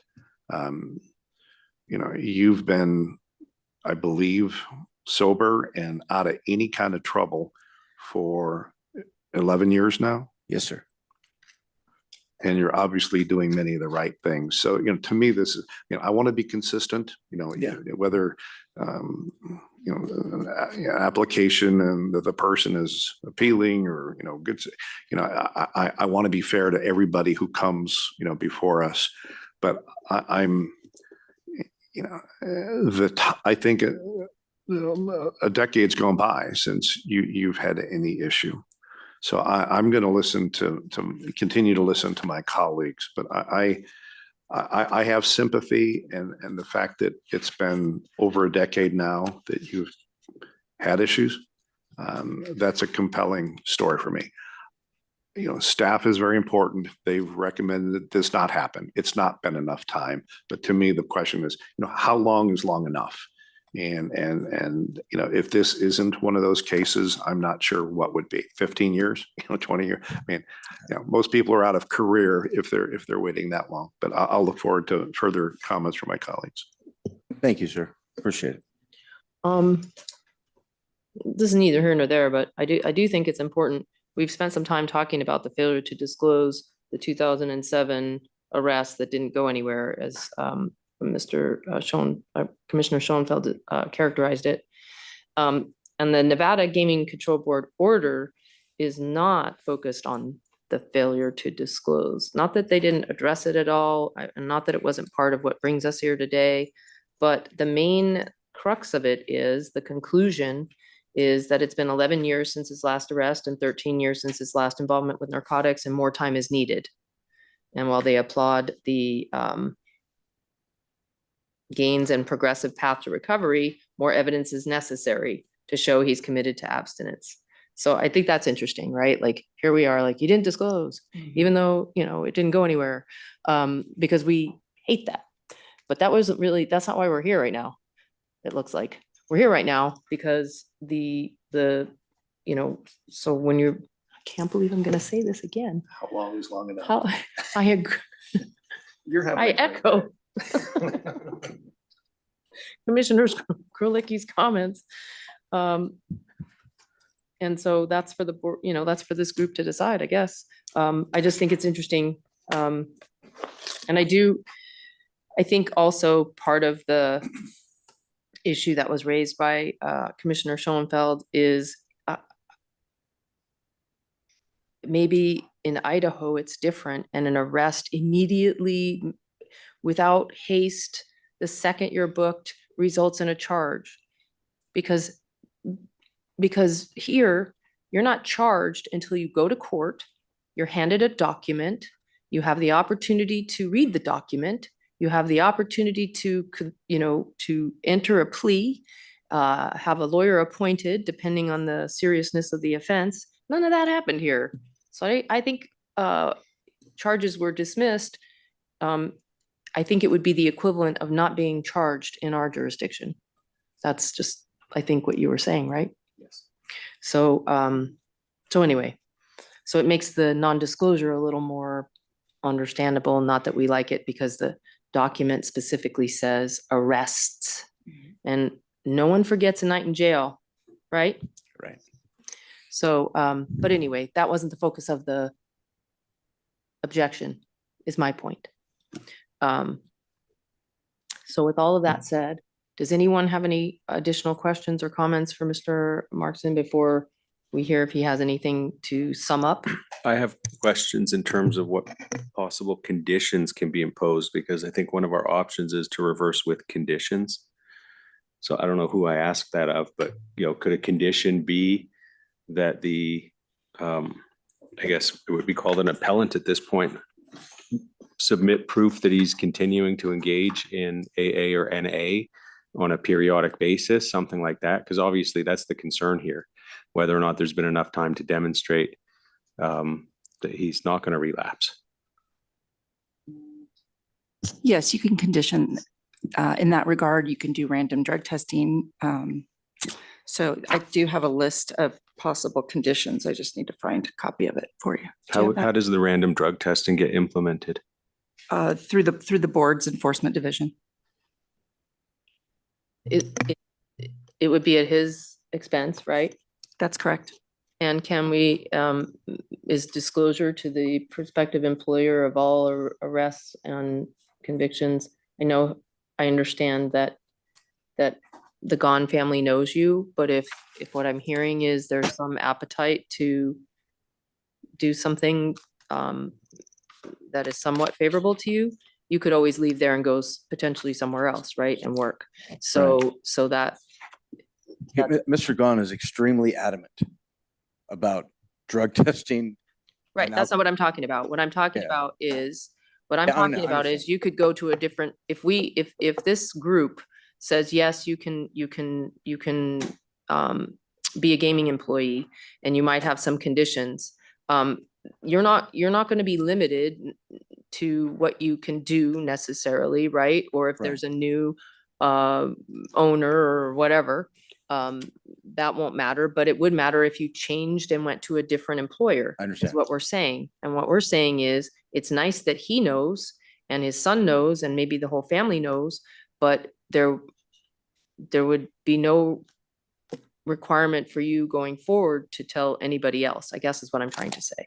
So that's just a point I'm making that no one may care about, but me. Thank you.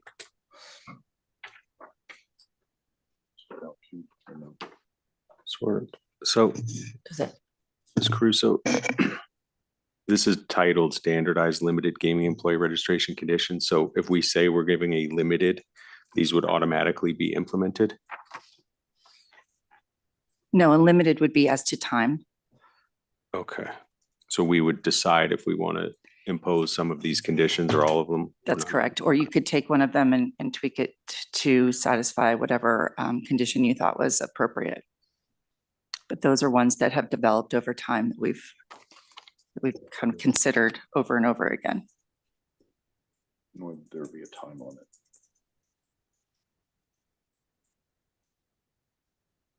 Okay, thank you. Does anyone else have any questions for Mr. Markson before he is allowed to sum up? Anything else you'd like to say before somebody makes a motion? No, thank you guys for your time, and I know you guys are really busy, and I respect you and all of you guys. Thank you so much. Yes, sir. All right, thank you. Yeah. At this time, is there anyone that wishes to make a motion? I do want to make a motion. I'm going to, as to the appeal lodged by John Marks in case number 2013-7542L. I am going to move to reverse the Nevada Gaming Control Board's objection to John Markson's registration as a gaming employee with the following conditions. Number one, that Mr. Markson disclose all of his arrests and convictions to any employer or prospective employer. Number two, and I'm not putting a limited duration on this. I'm going to say for the next 5 years. There is a built-in limitation of 5 years already. So he would have to reapply every 5 years for his through the registration process. Yes. And if he changes jobs, he would also have to reapply. So it would just, that first condition would just be limited at this point to disclosing to Mr. Gahn. And maybe you want to clarify whether that needs to be in writing or if he needs to provide proof of that to the board. Or if you just take his word today that that has been done, maybe you don't need to condition it. Well, when I say that he has to disclose his, I'd like it to be arrests and convictions, and specifically it would be those noted in the paperwork we received, the three that we've already described. I don't know that it has to be in writing, but obviously it can be confirmed through staff. They could determine if it was never disclosed, it's going to be a problem. So I think the condition would just be that he has an obligation to disclose it to his employer or prospective employer. The next condition would be that during the duration of his gaming employee registration, he is to remain free from criminal prosecution. During the period of his gaming employee registration, he is to refrain from the illegal use of controlled substances. He shall submit to periodic random drug testing at the discretion of the board.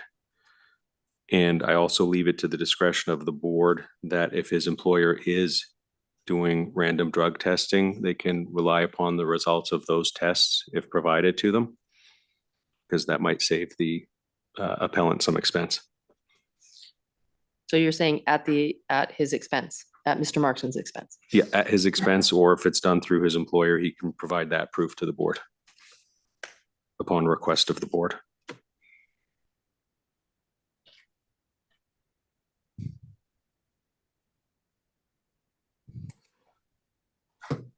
Just want to make sure that that's everything. I think that covers my concern, so that would be my motion. Pardon me? Oh, yeah, I will. Does anybody have any questions or comments on the motion before I address Mr. Markson?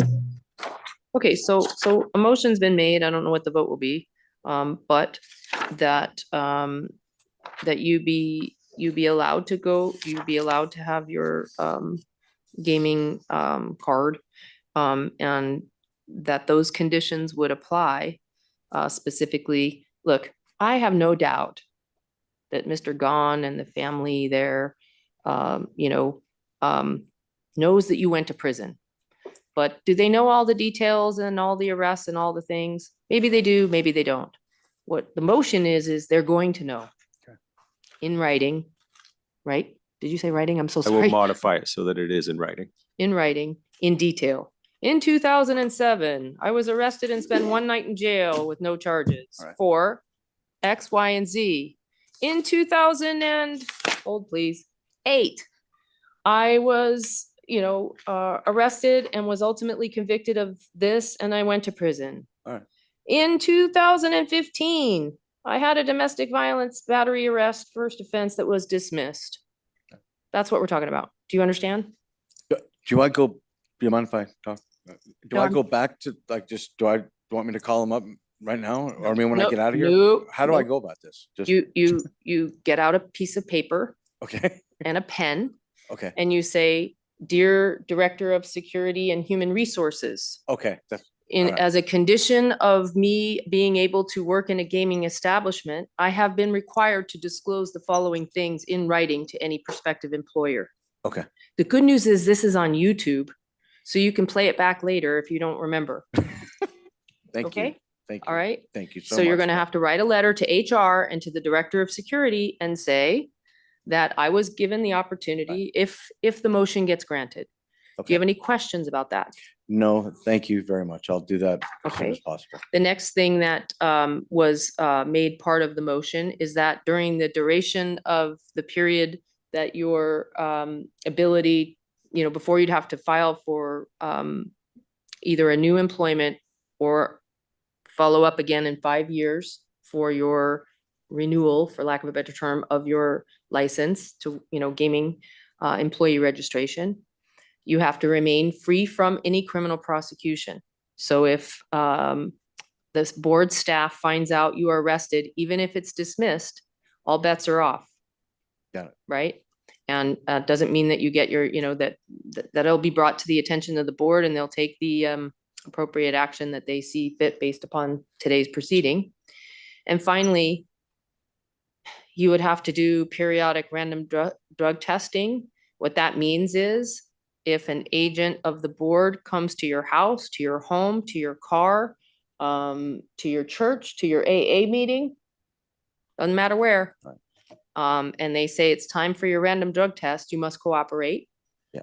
And if the board staff so chooses, and you have any kind of employee drug testing, which you didn't mention, but if it happened and you could provide that to the board, and is it okay if they're at their discretion, if that satisfies the requirement? Absolutely at the board's discretion, whether or not that satisfies it.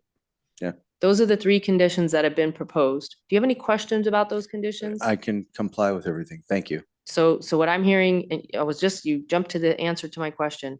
If this group voted in favor of Commissioner Schoenfeld's motion and gives you the opportunity to have your gaming registration approved, you agree to follow those conditions? Yes. Okay. Do you want anything else? Okay, so there's been a motion. All in favor of the motion, say aye. Aye. Aye. Okay, so what we're going to do is we are going to give you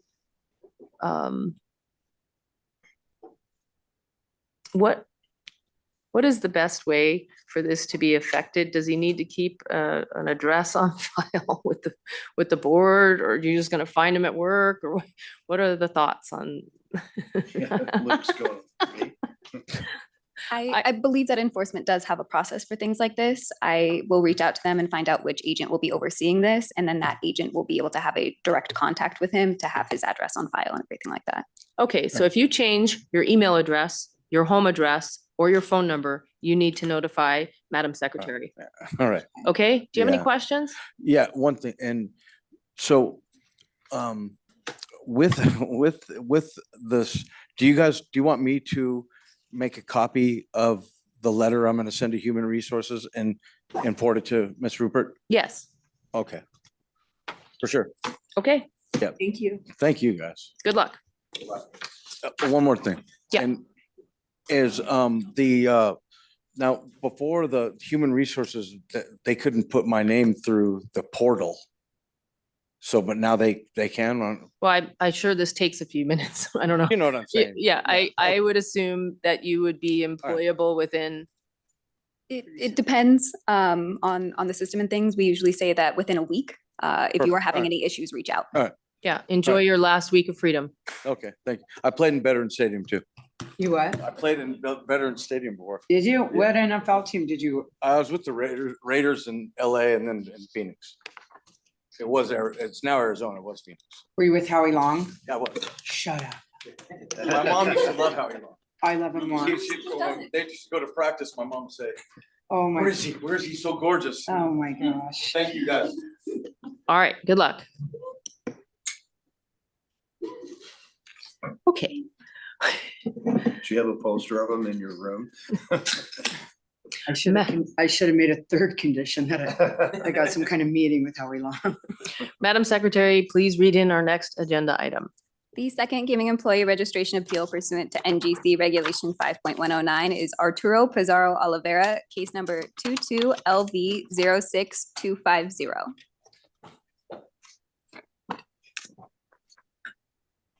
Mr. Pizarro Oliveira? Could you put the microphone on for us, please? Hi. Hello again.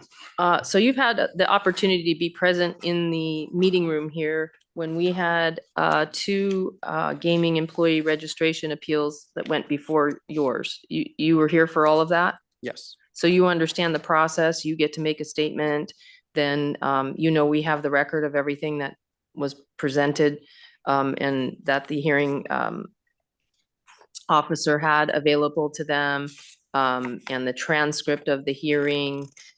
We have all of that. We're not allowed to go outside of that, so we can't take new evidence, right? Okay. But you do have the opportunity to address us, answer any questions that we may have, and then make a statement at the end if you like. Okay? Okay. Do you have any questions before we No start? questions. Okay. We're ready to hear from you, sir. Like you guys know, my name is Arturo Pizarro.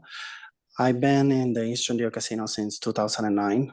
I got a situation back in 2022 with a gentleman called Jonathan, and we brought some repercussions of my gaming license because of ignorance about the laws and stuff like that. I misunderstood some stuff about my lawyer, and I didn't put my case on when I was getting employed by the Win back in 2022. I explained I see you guys one time before, and then I saw again, and then now I'm here. What I know is that, you know, they give me 2 years, if I didn't misunderstand, 2 years to reapply or appeal. That's why I'm here again. I'm not trying to give up, trying to get my gaming license back. I understand the circumstances. I've been doing pretty well. I've been doing therapy. I've been going to AA. I've been going to religious, you know, situations. I've been doing pretty well for all this time. I got rehired at Durango again. I just got promoted. I feel, I understand, I respect your decision if still you guys need me to do more time. But I'm just trying to see if, I have a chance again to be reversed or with any type of condition. I feel like my situation was a unique situation. It have never happened before. It have never happened until this day. I will never nothing like that will happen again because I don't get in that type of trouble. Instead, I do recognize that I have a alcohol problem that I've been dealing with for years, but I've been an exceptional employee for, the casinos since 2009. I moved here to Vegas in 2013. I've been all over town. I'm just trying to let you guys know that I'm doing pretty well so far this past 2-3 years that I've been, I did my time. My cases are closed because I have to do my time because I violated my probation because of a relapse. I'm just trying to disclose everything so you guys can know. Since I got released I did a good behavior. I only did 6 months in jail for it. I got released. I got rehired at Durango because they believe in me. And I've been in there until right now that I got promoted. And I got Employee of the Quarter in 2025. I have letters of people that I used to work with that I know my ethics about my work. I respect your decision. I might understand that you might need more time for me, but I'm here again, trying again with you guys. So hoping for the best and trying to let you guys know that I am doing my best to keep doing well, keep doing my work. It's a long journey, but in stuff of ethics about my work, I always been an exceptional employee, and everybody has their own struggles in life, but in questions about the casino industry and me as in hospitality, I've been an exceptional employee and an example about the casinos. I have teach a lot of people how to deal. I've supervised. I have been, I haven't been in the industry since all this happened, but I moved to the beverage department. Everything is going well. I've been doing my part. Just trying, make a plea over here. Well, Thank you I very just much. I'm sorry, did I interrupt you? I apologize. No, go ahead. Okay. I just want to make a record real quick because what you said was, I just want to clarify, for somebody that doesn't have the materials, right? Because a lot of this is not public. There's kind of this suggestion that, you were told to wait 2 years and then come back and here you are. What you're referring to, I believe, and I just want to make this part of the record, is that in the board's recommendation and order, they concluded that that their objection to your registration be sustained and that the petitioner be allowed to submit another petition after 2 years from now. And that's why you're here. You'd like us to revisit that recommendation as opposed to 5 years. But it's not like you were here 2 years ago and now you're here 2 years later, correct? Because there's the way you said it was a little. No, what I understand is it was a few months ago that I went to the commission again. The board. The board, I'm sorry. I understand. I'm sorry. And then they give me 15 days to do the appealing. Right. Yeah, that's why I'm What here. I'm saying is, if you're not successful today, then you get to, potentially try again in 2, 3, 4, or 5 years, depending on what this decision is. I don't know what it's going to be, honestly, but I'm just telling you that what I'm trying to say is that you're not there yet. This is your first, that was the recommendation that we're here talking about, is that you not be registered and that you have a chance to have that revisited in 2 years. That's what we're here for, correct? That's, I mean, if that's the now that you recommendation. explain to me like that, then I understand. I mean, I thought it was just of the decision of the board a few months, and then it's like, okay, you can appeal in 15 days to try it again. Sure. That's what I thought. I mean, maybe I'm ignorant about the ways that. No, you didn't do anything wrong. I'm just Yeah. making a record that it was just a little unclear the way you said it. It's fine. You didn't Okay. do anything wrong. Don't worry. Yeah. Okay. Getting to the substance now. I would ask my colleagues if they have any questions or wish to ask Mr. Pizarro Oliveira anything.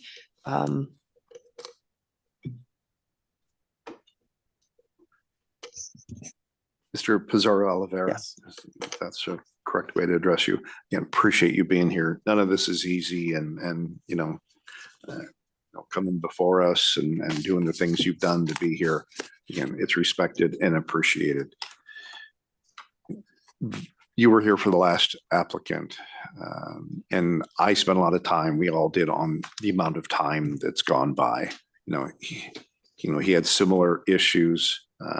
His battery case was very different, and I don't want to, my only point is that there was a duration well over a decade since his last incident that would cause, great concern about getting his gaming card back. Yours is recent, and you've just said it yourself. I'm not sure if I need to do more time. In my opinion, you do. I think you're doing everything right. I mean, be really proud of what you're doing. You're on a pathway to just, do this pivot in your life that is for good and for your family and all the things you want to do in your career. So keep doing what you're doing. But my comment, and again, I want to be consistent, is just not enough time has gone by. Okay. So that's it, Madam Chair. I would say the same thing. I would say, I said something earlier today to another person, a split-second decision, right, to do something, and you got a price to pay for a long time. This would be one of those, it's not long enough for me. But so no matter what the motion is, I don't intend to reverse. I'm gonna say, hey, I do think, the suggestion of the board was 2 years for review, and sounds right and fair. And so giving him the benefit of the doubt on the path to change. So I don't know if someone has a motion. Well, I would just make a comment too that I think the board's recommendation is spot on. I think coming back in 2 years is fair in your particular case because it is from 2022 and it is a much different crime than what we saw from even the last individual who left something out from 20 years ago.